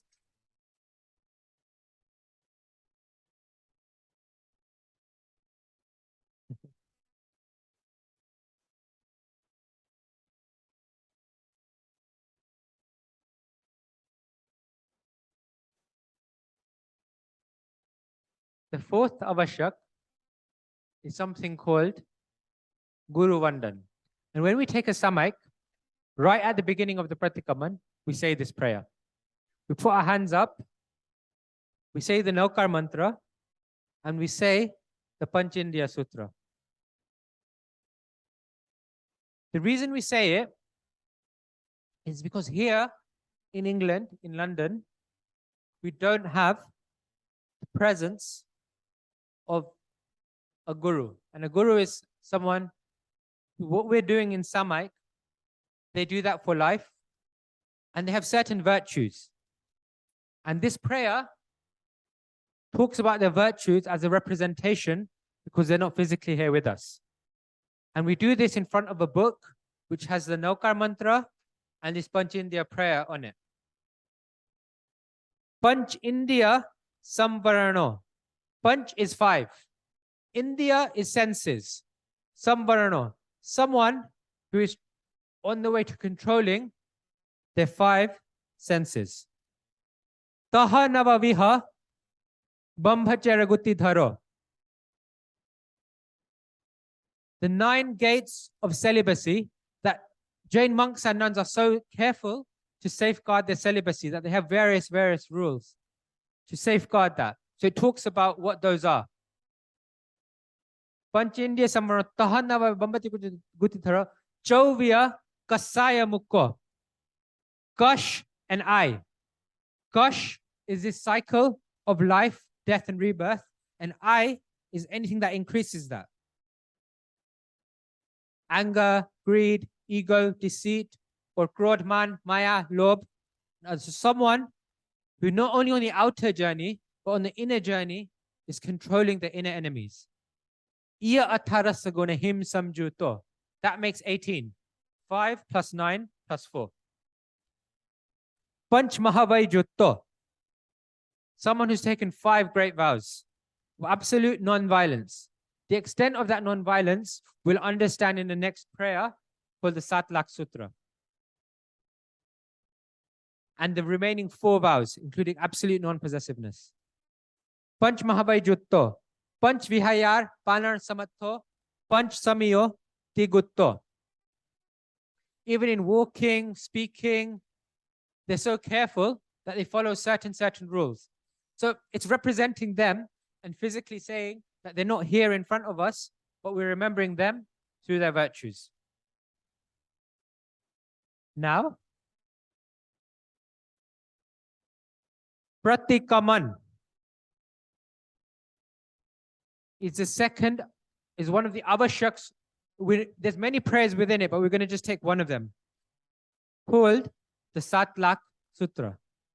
Dhyani kya hai?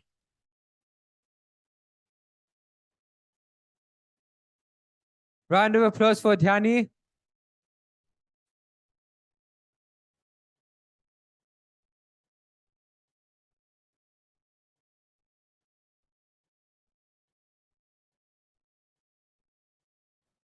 Satlak Utukai, Satlak Opkai, Satlak Teukai, Satlak Waukai, 10 lakh प्रत्येक वनस्पति का 2 लाख पेड़, 14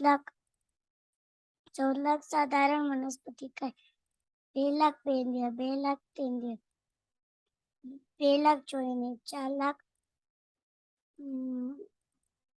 देवता, 4 लाख नागे, 4 लाख 23 पंचनदियां, एवं काय 14 लाख मनुष्य, एवं काय 84 लाख जीवाणुओं माए जे कोई जीव नियो होय अनाव्यो होय हंता वर्ते अनुमोद्यो होय ए सभी को मन वचन काय करे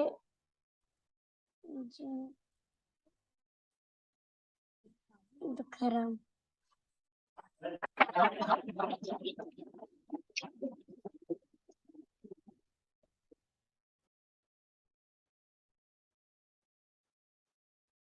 Maitri, એના મમ્મી કે કેટલા વર્ષની છે ધ્યાની? 5 years.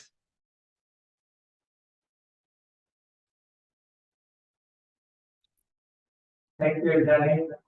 Who's that for you? The heart of the Pratikaman contains 3 prayers. The Satlak, the Adharpapstanak, and the Vanditu. Today, we are only going to cover the Satlak Sutra. Next week, we will try to cover some of the others.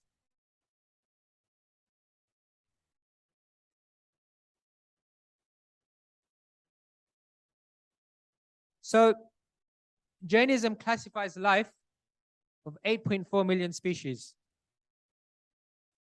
And it also classifies one sense life, Egin that cannot move by their own will during times of pleasure and pain and have just one sense, which includes the elements. Prutvikai. So, Satlak Prutvikai. Earth. Satlak Upkai. Water.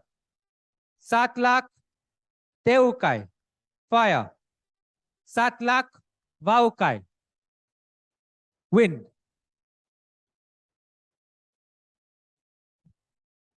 Chaudlak Sadhar Vanaspatikai. Plants. What makes Mahavir Bhagwan? Mahavir Bhagwan. What makes Parshunat Bhagwan? Parshunat Bhagwan. How does someone even become a Tirthankara? How does someone become Mahavir Bhagwan? How does someone become Parshunat Bhagwan? Could someone sitting here in the future become Mahavir Bhagwan? Could someone in this hall as young as Dhyani here in the future become Parshunat Bhagwan? Jainism doesn't believe in a superior creator being that created this universe, but says that the potential for spirituality and the potential for greatness and salvation is within everyone. And a Tirthankara finds that karma to become in the future a Tirthankara when they have that feeling of utmost absolute compassion to all life. Jo hue mujhe shakti aisi, savi jeev karu shasan rasi. We covered a bit of this in the Asthaji event about how deep Jainism is in terms of non-violence. Maybe all humans and animals would prefer those spiritualities that talk about non-violence to humans and animals. Maybe the insects and the birds and the 2, 3, 4 sense beings would like those religions that talk about non-violence and peace to insects and to birds. But is there a religion that talks about peace without exception to all? Only Jainism. And that's why all spiritualities are good. All religions are good.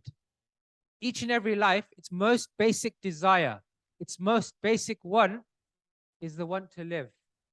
And hence, when we take this Samaik, not only when we take Samaik, in the whole festival of Paryushan, the first Kartavya, before anything else, is non-violence. From the smallest creature to the large. We heard right at the beginning, Ryan and Ria talk about various things. I'm going to try and not cut green vegetables. I'm going to try and not use electricity. Jainism isn't dogmatic or absolute that you have to do this, you have to do this, you have to do this. But what it's saying is the ideal is this. In the same way, through today, we have heard two perhaps slightly conflicting points of view. That one said, come to all of this and listen to it with the PowerPoint, with the mic, with English. And the other said that this can't be done and this is the way. What I would say is we keep in mind the end goal. And anything in between, we can use as a stepping stone. Because as much as that is correct, it is also correct that anekanta and non-judgmental attitude is also important, and purity is also important, which is why, as Jains, the principle of anekanta enshrines and ingrains everything, as does the principles within the Satlak Sutra. And hence, wherever we hear different aspects, so to give my example, okay? living here in London, we have some spiritual leaders that can come here, but only those who can travel. So we don't get the chance to meet our sadhus and our sadhvis. So what I've done, along with my wife and my baby before she was born, and before that, is we've been 3, 4, 5 every year to India, and each time sat with 30, 40 different sadhus and sadhvis, asked the same questions, asked different questions, and been slow to decide, this is my guru, because in this day and age today, we are living in something called Kali Yuga, which is very, very far from the time of Mahavir Bhagwan.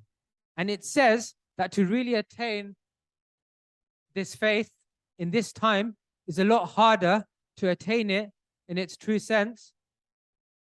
But if you do attain it, then the benefits are that much greater. So see good in everyone, to see good in everything, but at the same time, maintain that purity to the original things as well in your own head. And that duality, balancing that duality, is a personal journey and a personal challenge. And for nobody to decide what each person does, but for us to guide and to show that there's many different paths. And I'm sharing my path, and I hope this is a path to share for the young people, because sometimes certain paths aren't accessible to the young and other paths aren't accessible to the old. And I think it's important to have accessibility for everyone, and hence the whole of the aim of today. So Satlak. There's so many sadhus and sadhvis. Prithvikai. Satlak means 700,000. So I ask forgiveness for 700,000 different species of earth life I could have harmed. We might say, how do we know that this is alive? Would you all be surprised to hear that 100 years ago, science said there's no life in plants? Just 100 years ago. Today, through the concept of photosynthesis and other features, science accepts that there's life in plants. Prithvikai. If you research geography and gold mines, you have something called stalagmites and stalactites. Growth is a feature of life. If a gold mine is dug out, over time, that gold mine will grow more gold, because Prithvikai ma jeev che. And if you analyze science in more and more detail, and you can cross-reference it and compare it, you will find. So in the same way we had a duality earlier, which I mentioned, you also have a duality between science and religion. I myself am a scientist. I'm a doctor. I work in A&E. I've studied Ayurveda, work as a GP, and I can marry the two in my head. I'm not saying that I'm only from a science background and I don't believe in spirituality. And I'm also not saying that blindly we believe things, because that's not also the way. But if we go to the depth of different things, we can find a point where they intersect. And where they intersect is the golden point of understanding to elevate our lives. Satlak Apkai, 700,000 life in water. When Rian and Ria talked about having boiled water, not wasting water, we know today the world talks about the water emergencies. And Jains and Jainism can be at the forefront of the environmental battle to save water. Did you know a Jain nun or a monk will use 1 bucket of water between 10 people? And we use 10 buckets of water for 1 person. So these are some of the things in Paryushan that we can actively think about and reduce our impact on the environment and on the world and on our own selves. And understanding these prayers can also help. Any students of A-level physics and chemistry? Surin, you doing GCSE? Yeah? Yeah, GCSE. They might have covered this in GCSE, but there's something called the MB per effect, which you can use to prove life in water. We'll do a special session on science and Jainism, which goes into all of this in more detail at some stage. Captain Scoresby did an experiment, and he found, this was about 100 years ago, he found 36,450 beings in one drop of water. But that's because that's how powerful the microscopes are today. Mahavir Bhagwan said, "Apkai ma anant jeev che." There's infinite life in there. That's perfect. I'll skip some of this. And the lives of our sadhus and sadhus are really, really strict, because the core of their being is their purity, of their non-violence, of all of their actions. Fire, agche. Suryanche ke virche. When Rakuj, I think it's weird. Teokai. Electricity, gas, fireworks. All of this has life. Which is why during Diwali as Jains, there's been this whole push and this message that we'll try not to do fireworks. Now, when we do all of this and say all of this, sometimes people can take it that Jainism is too restrictive, that you can't do this, you can't do this, you can't do this. But what I would say is, it's not absolute that you have to do this, you have to do this, you have to do this. What it's saying is this is the ideal situation. And as long as we understand this in different aspects of life, we can make changes. What we shouldn't do is to change according to our convenience, say that because I want to do this, there's no pap in doing this. Because that's a difference. That we aren't perfect, but that's okay. And we do what we can. And we get to that stage whenever we can. So that's Deokai. Did you know that the Queen in Buckingham Palace closes all of her lights to save electricity? And how do we know that there's life in here? Again, we can go into science, but feeding is a characteristic of life. When we go for a bonfire, we give more and more wood to the fire. Why? Because the wood is the food of the fire. Agne khoravo cho. Kone khorave? Je jivta hoy emne khoravye, ke jivta na hoy emne khoravye. So if you analyze all of these things, you can find proof for things that Jainism say, which might not tally with completely everything science says. This is a story, but I've said a lot of stories today, so I might skip that out.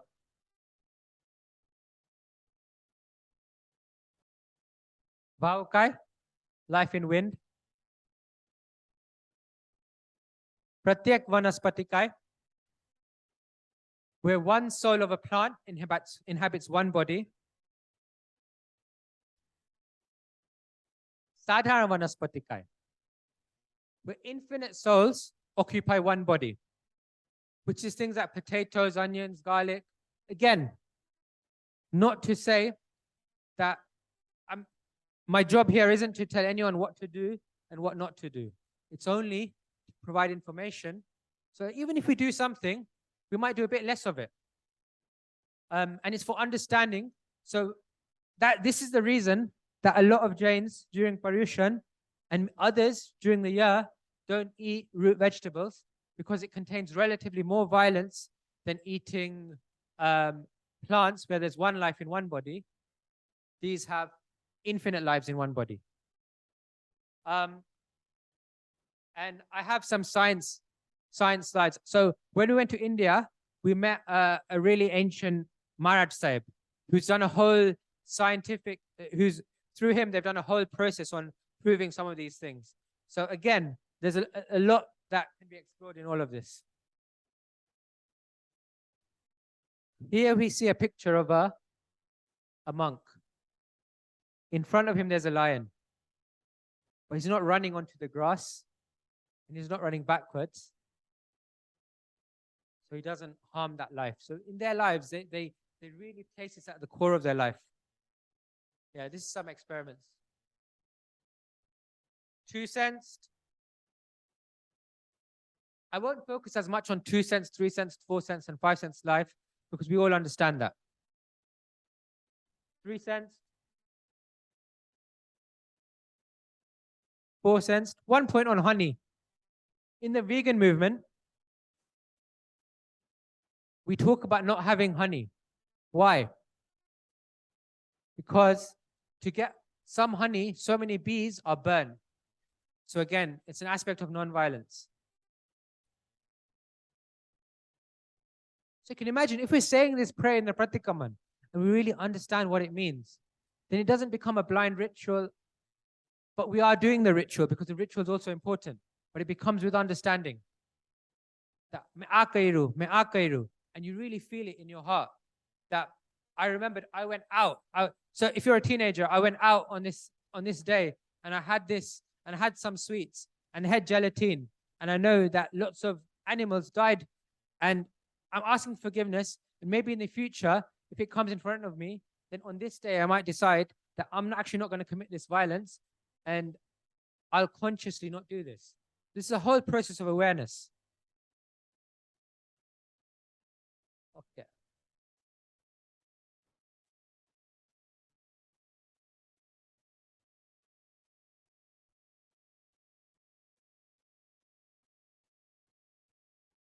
So truly understanding this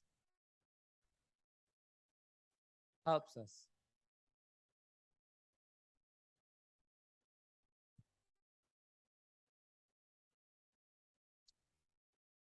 There was once a thief who had been instructed to kill a Sadhu Maharaj because someone had a problem with that Sadhu Maharaj. Sadhu Maharaj sate Vandan hato. The thief got to where the Maharaj Sahib was. The Maharaj Sahib was in his sleep. Sutoto Maharaj Sahib. And they have certain things that they do throughout their lives. One of them is whenever they move position, they check, say, I'm about to sit down. He'll check that there's no life or no insects. He'll clear it. Within the mupati, they'll check and then they'll sit because they don't want to be responsible for any life dying.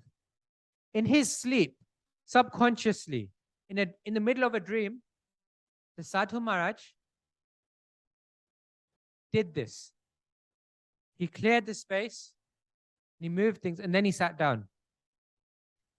The thief, who had been instructed to kill this Maharaj Sahib, saw this. And he thought, if I kill this Maharaj Sahib, this is someone who thinks about the smallest life. And I'm about to kill a 5-sensed human being. If I commit this sin, there'll be no coming back. And I'll have gone well beyond anything. And at that moment, this thief started crying. He ran to the Maharaj Sahib. Michami Dugdam. Someone asked me to do this. But I'm really, really sorry. So this is the power of the conduct. Bhagwan Mahavir, no samavasaran hoy. You have a lion next to a deer.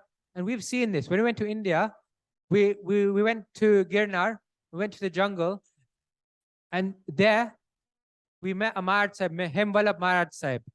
And there, even wild animals, if the level of that non-violence is high enough, even wild animals come in the presence of this and they don't harm or they don't do anything. Because even those wild animals are life just like us. The only thing is that they've died in a state of real anger, and so that becomes their instinct. But in the company of someone who is that pure, they give up that violence. And when we talked right at the beginning about the power of a Samaik, of Punya Shravak Samaik, that is the stage we want to one day get to. Okay? Now, what I want to do, I'm going to say some names. If I say your name, come to the front on the stage. Rian, Kushi, Jay, Charlotte, Rishabh, Vian, Ryan, Ria, Yugvir, Yuvraj, Keshav, Arjun, Akshay, Dev, Kea, Kian, Aryan, Rohan, Serena, Krish, Anoki. Come on the stage, guys. Rohan, Ishan, Ridha, Rian, Nikhil, Dylan, Suryan, Veer, Arshia, Krisha, Alina, Alisa,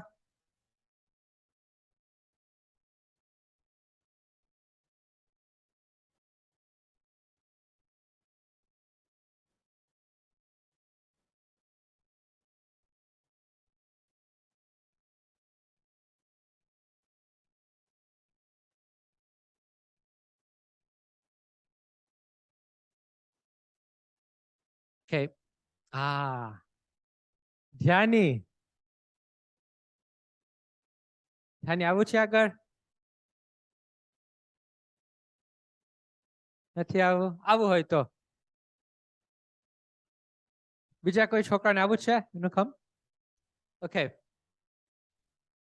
Do all of you know Noka Mantra? Yeah. I've talked for long enough. Let everyone hear your voices, and if all of you recite one Noka Mantra together, okay? We can say it together. So 1, 2.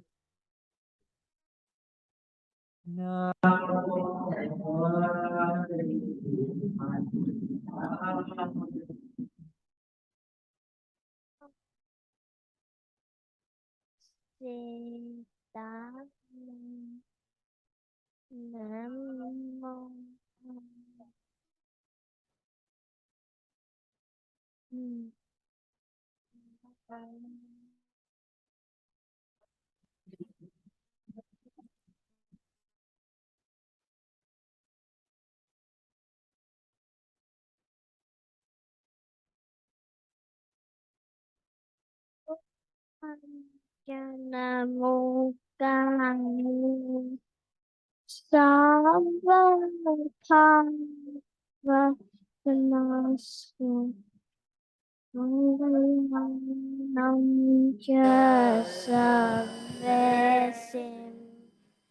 Padamam Have Mangalam Padam Vihandanam Suryan, Veer, Tulio, આવું છે આગળ? Sure? Okay. What's your name? So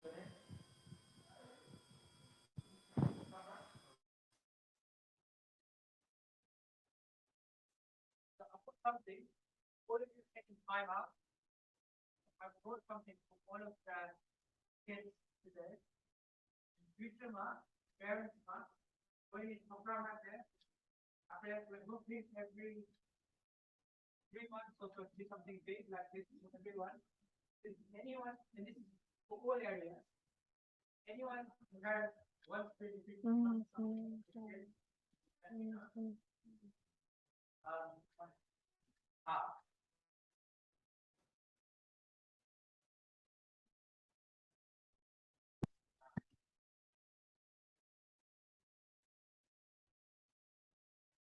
Okay.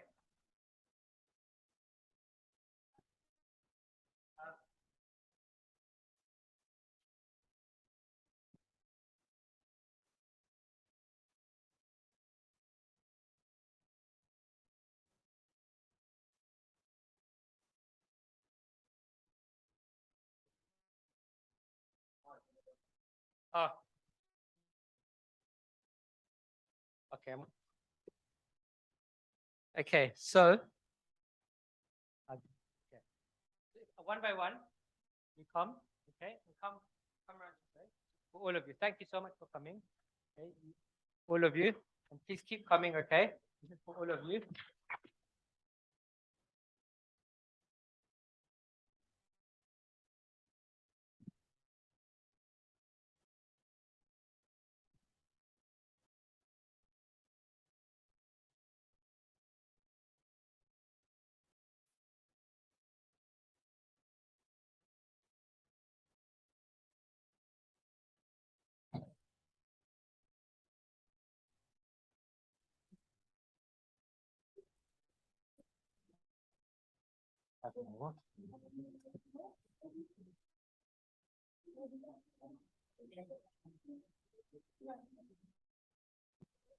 Anyone to check?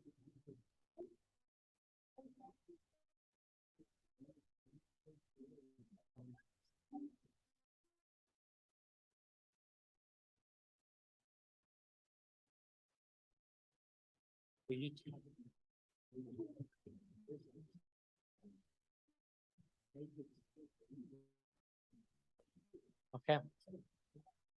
Now,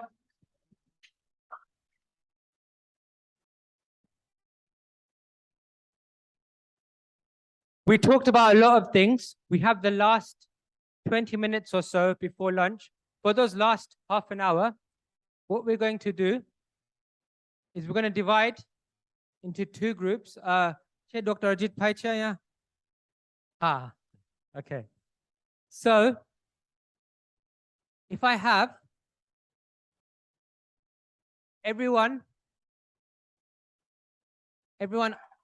under 20 in one group, come here. And everybody over 20 in the second group.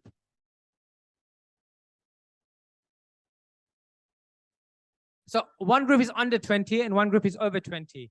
And we have our last 25 minutes. So that we'll switch it around.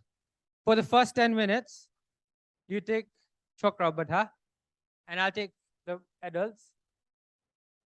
I'll take them there, and then we'll switch. You and me will switch places. So any questions from today? Anything you want to ask? Feel free, and we'll try and have a bit more back and forth, okay? So, all parents and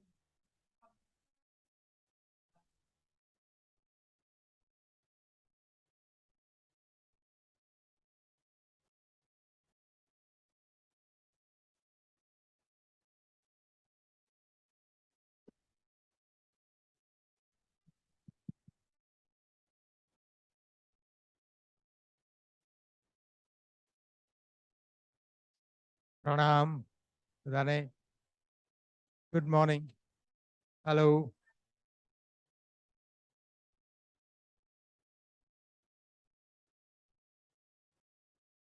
You know what this session is about? No? Come, take a seat. Shall we all settle down?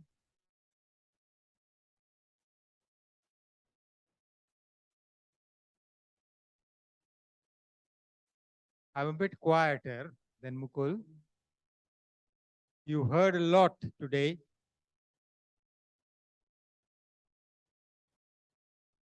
You probably have some questions in your mind. We're going to devote the next 10, 15 minutes to answer some questions. Anybody, any questions about what you heard today or anything else?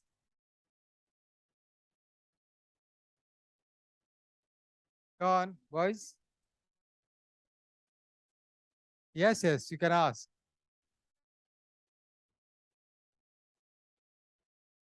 Okay. What happened? Go on.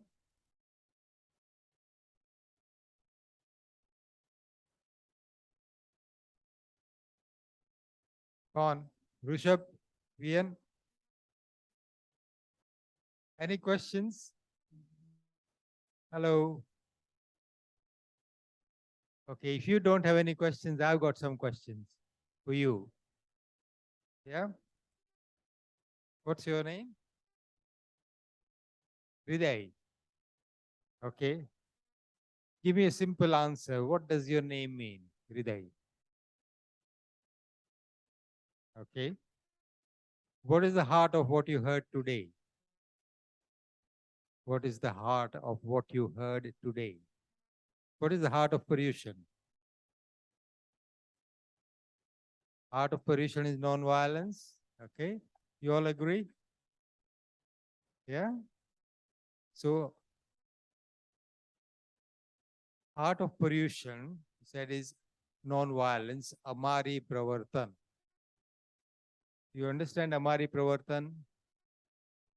So how would you practice Amari Pravartan during the next 8 days? You practice ahimsa, yeah, fasting. So how does Amari Pravartan relate to fasting? So if you are not eating one whole day, are you being non-violent? Yeah, good. So you're being non-violent by not eating one whole day. What does that do? You're saving the lives of lots of vegetables, anything else that has got life, because we depend on others' lives to sustain ourselves. Great. All right. What is the heart of Paryushan? Any other answer?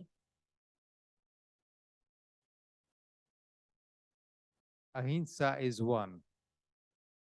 There are 5 different kartavyas during Paryushan. What is the other most important thing that you will do during Paryushan? Sorry, you fast. That is mentioned as part of ahimsa, Amari Pravartan. You will reduce violence. You will protect other lives from your, meaning you will be very careful in everything that you do to avoid harm to other living things. But one of the most important things that you will also do during Paryushan is what? Forgiveness. Well done. Okay. So, what does forgiveness mean?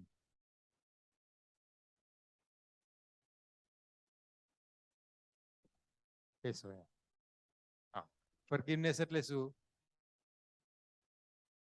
ક્ષમાપના એટલે શું? When you say michhami dukkadam, well done. So what does michhami dukkadam means?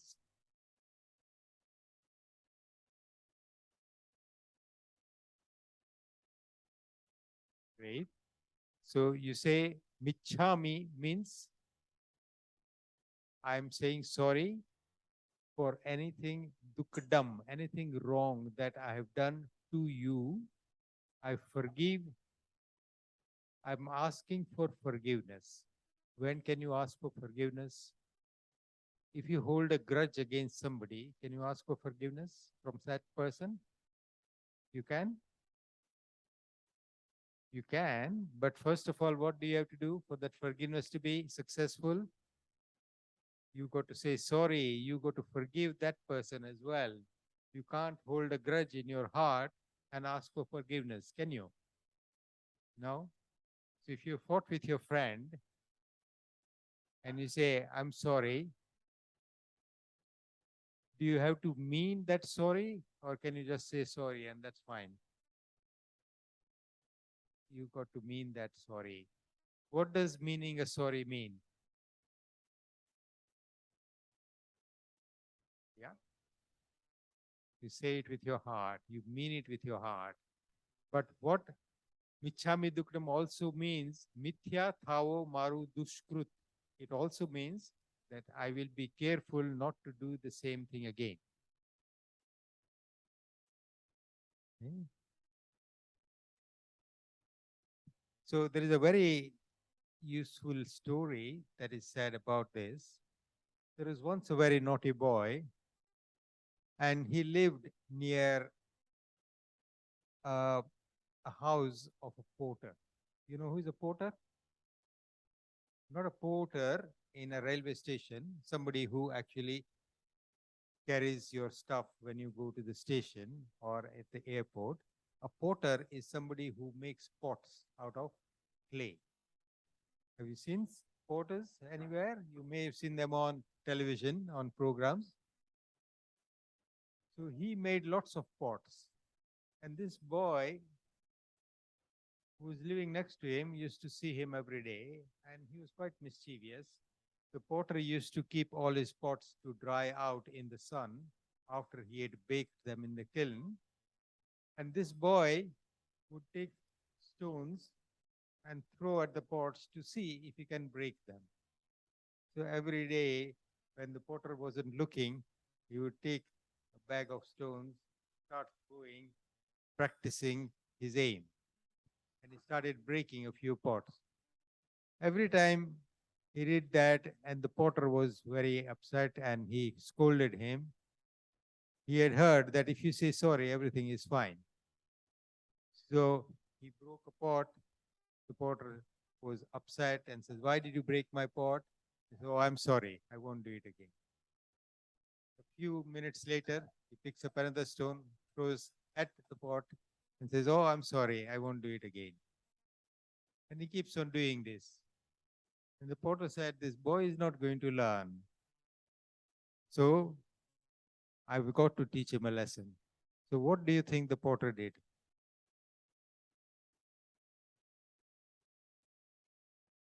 What do you think he did?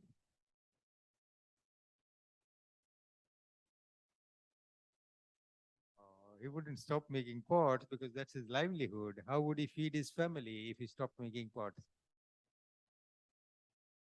Sorry? He's to his own back. No, the potter said he's not going to learn a lesson like that. So what he did was something similar. He ran after the boy. He caught hold of the boy. He ran after him and said, gave him a smack on his bottom. And the boy said, "Oh, that hurt." So the potter said, "Oh, I'm really sorry. I know it hurt." But he gave him another smack on his bottom. And the boy said, "Oh, that hurt." The potter said, "Oh, I'm really sorry." And he gave him a few smacks on his bottom. So he said, "Do you understand now? If you say you're sorry, that you keep on doing the same thing, then you get the same result back." So when we say sorry to somebody else and we mean it, we are also trying to say that we will try and not do the same thing again. So we've got to make an effort to follow that through. So when we've said sorry to somebody, the next time round, we are going to remember that. Okay? Fasting, ahimsa, saying sorry. Okay? There are two other pillars of Paryushan. They are called 5 kartavyas. The fourth one is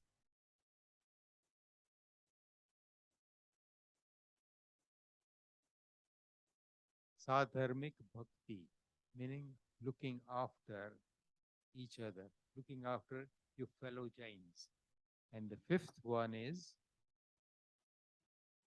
during Paryushan or after Paryushan going around the temples,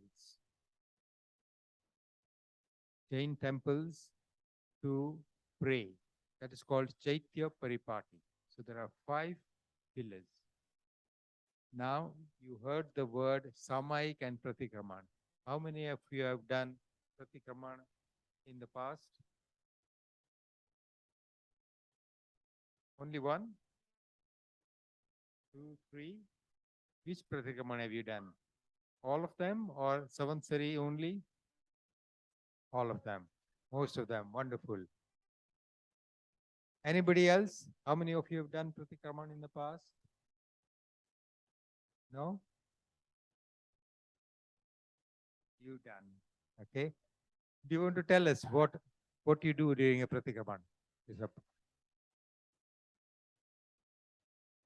Listen. Come up here, Bishop.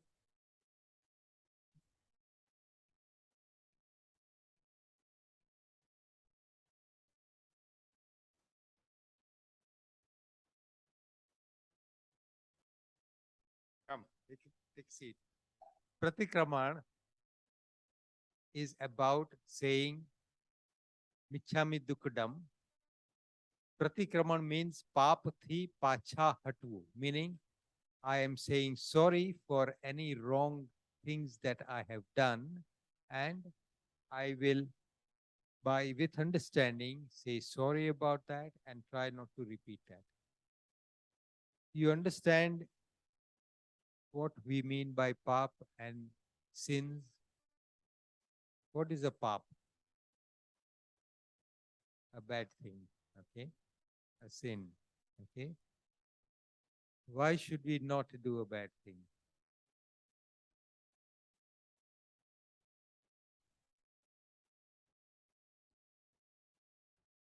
Because it is bad. Good, that's a good reason.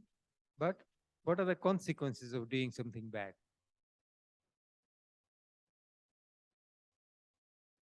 There'll be bad karma coming back around. Very good answer. What do you mean by coming back around? You heard the phrase, you sow, you reap as you sow. You heard that? Yeah? No? If you plant a coconut tree, can you get mangoes out of it? No.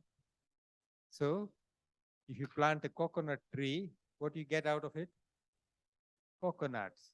If you plant a mango tree, what do you get out of it? If you do something good, what do you get out of that? You get something good. If you do something bad, what do you get out of it? Okay. So Jainism teaches us what? That everything that you experience in your life, good or bad, is as a result of something good or something bad that you've done sometime or the other. Is that principle firmly embedded? Do we all understand that? Can you expect something good if you hit somebody? No. If you are good to other people, do you expect to be experience good? But do you always find that? Do you always find that good people are always having good experiences? No? So why is that? So you've always done something bad in your life. But if good people are suffering in this life, what is that as a result of?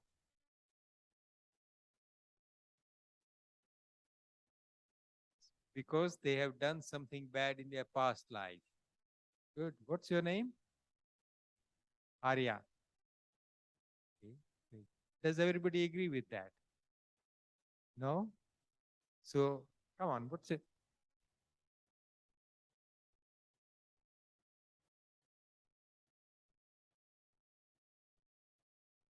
Okay, it's a good point. What's your name? Keshav. Ishan. Okay. So, Ishan, do you believe in justice? Okay. So, if there are certain things that are good that you've done and you don't get a reward for that. Is that just?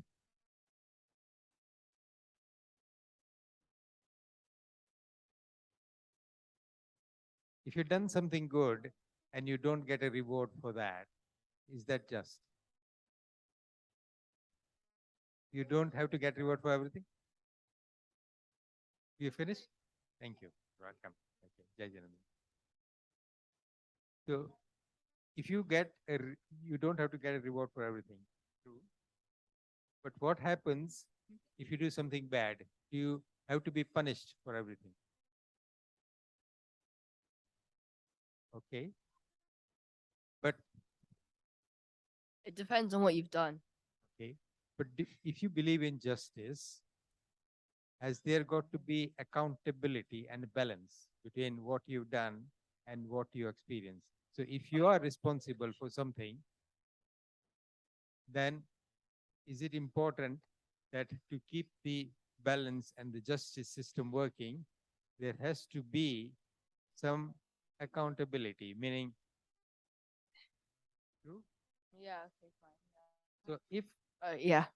okay, so if that doesn't happen in this life,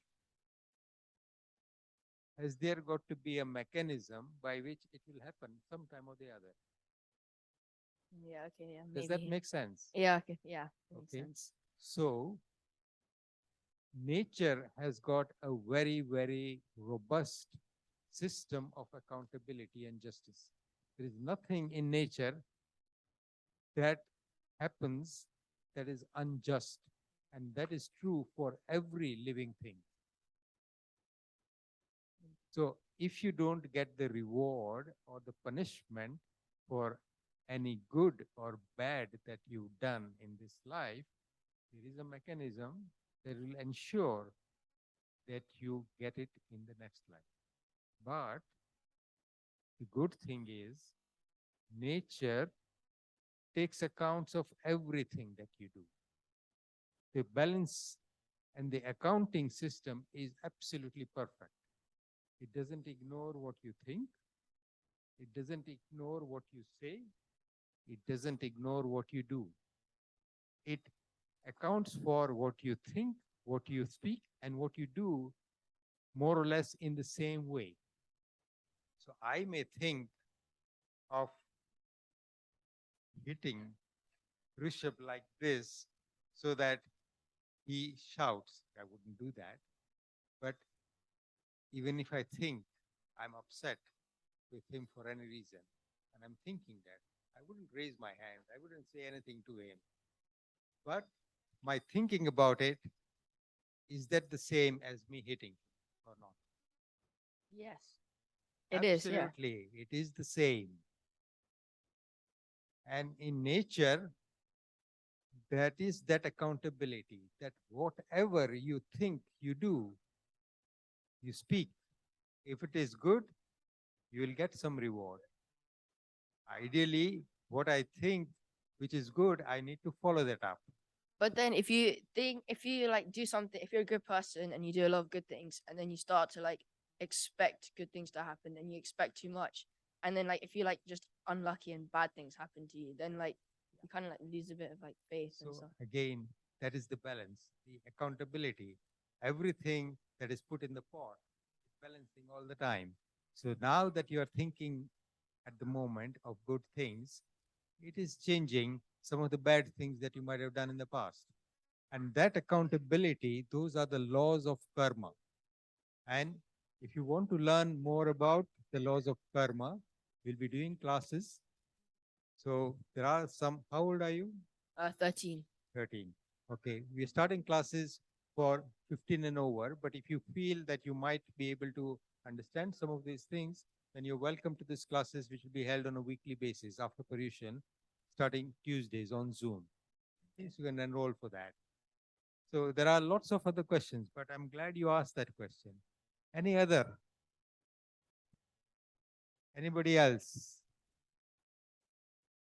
Well done. Can I ask you another question? What's your name? Keshav. Okay. Kashu. Yeah. If you think about the world around us, we got trees, you got dogs, you got cats, okay? You got ants, and you heard from Mukul Bai about life in earth, water, fire. Do you think that there is a difference between what constitutes that life? So, is there a difference between that leaf on the tree, that blade of grass, you and me? Well, not really, because like we're both like living organisms, so we both have a life, and we have to stay alive, and they do that in different ways. So, like they take light from the sun to make food, whilst we make food in our own ways. There are similarities, but there's also differences because we're a lot like bigger, and we're you can say more intelligent than them. So, and that difference is apparent. We can see that. That's a blade of grass, and you and I, blade of grass cannot talk, but you and I can talk. We've got 5 senses. That blade of grass has 1 sense. You can just feel. Okay? So there are differences, obviously, but at the core, is it possible that that which we call life is the same for that blade of grass and for you and me? Yeah, but because like there's examples of like also humans with only 1 sense as well, like they've lost all their other senses. Yeah. But a human can think. Yeah. Yeah. But we don't know yet. Well, they plants can also think as well, because like they know how to make. They think like how they are going to make the food by taking the light from the sun. They don't just do that automatically. Yeah. Okay. So what is you talked about the differences. What is it that is the same for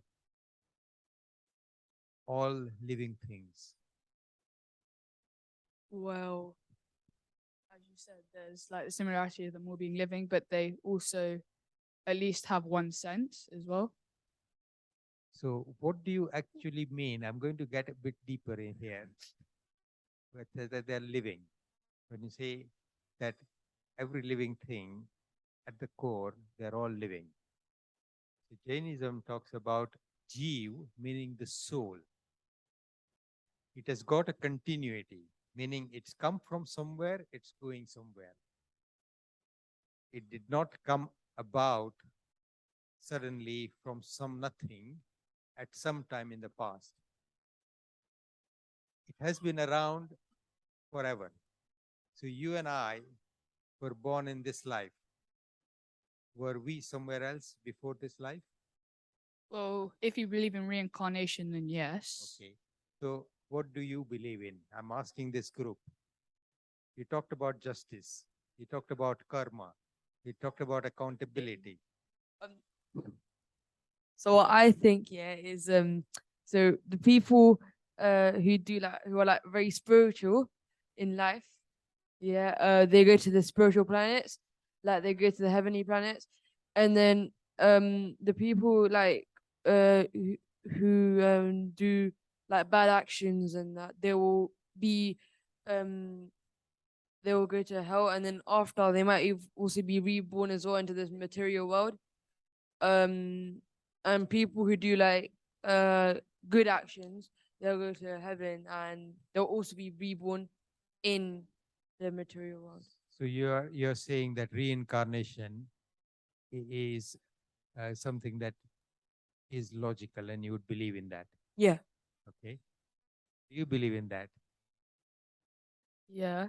It's basically Well, I believe that reincarnation is because of your karma. Like if you had good karma in your past, like Des said, then you'd like lead a better life in your next life. But if you had bad karma, then you'd like lead a worse life.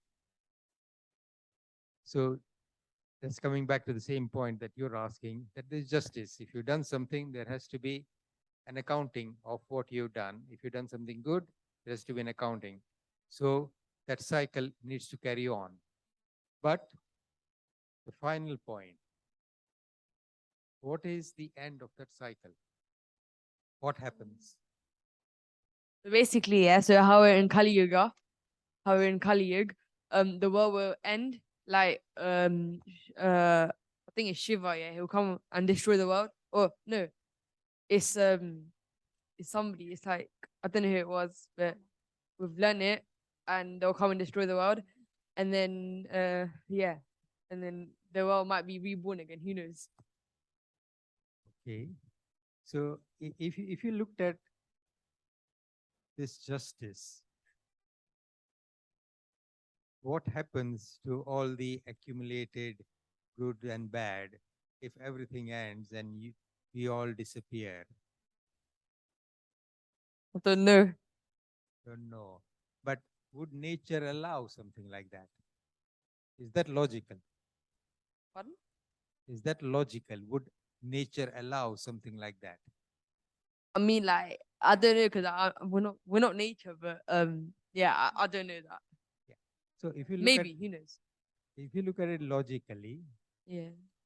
the accounting of the good and bad, there needs to be a time when, yeah, go on. Well, like God said, like God is all knowing. So wouldn't he like, because before the earth explodes and everything, wouldn't he just like stop, like if or like let's say who he. Okay, okay, yeah. Okay, so let's say that people like die just before the world ends, then wouldn't there be like wouldn't he send them straight to heaven instead of them being reborn again? Okay. I think we are getting very deep. We are looking at about 20, 50, 60 hours of classing. But we'll come back to that. But you're right. Yeah, I'll come back to you in a minute. What happens if you just die? You just go straight to heaven. So you are bringing a concept called heaven. In Jainism, we talk about Devlok is a kind of heaven that we're talking about. Devlok meaning you go to a place where there is only pleasure. Hell is Narak. Go to a place where there is only pain, and you go to different lives, but it is still in the cycle of birth and death, birth and death. What I'm trying to ask is that the world ending, if there is a beginning, then there will be an end. But Jainism is saying to us, there has been no beginning, there will be no end.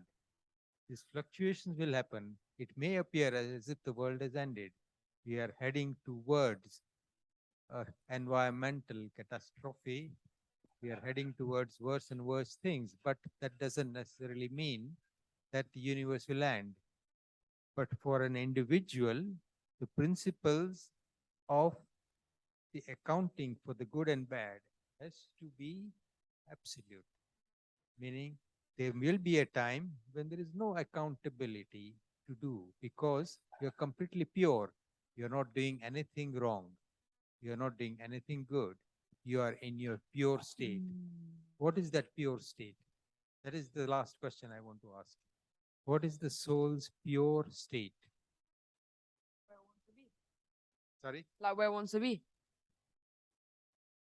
The pure state of the soul. What is it? Go on. Do you mean like where the soul wants to like be? Yes. I think that the soul it actually wants to be in it wants to like be in like moksha. Moksha. Great. That is what I'm looking for. But what I want to get to ultimately with all of you and Mukul Bhai and all that is that we all understand the concept of moksha. Okay? That is what Paryushan is about. Paryushan. Ushan means to go back to yourself. The self is the soul. the ultimate state of the soul is moksha. So to understand moksha is what this journey is about. And we do that meditation and everything that we do during Paryushan and in religion is aimed towards that. But there is a huge amount to learn about that. If you're all interested, we're organizing all kinds of classes for all of you who will come back there. If I've said anything that is wrong and that is different from what the Tirthankar Bhagwans have taught us, Michhami Dukdam, I'm sorry, but thank you all very much for your very interesting contribution. Michhami Dukdam. Thank you everyone for coming.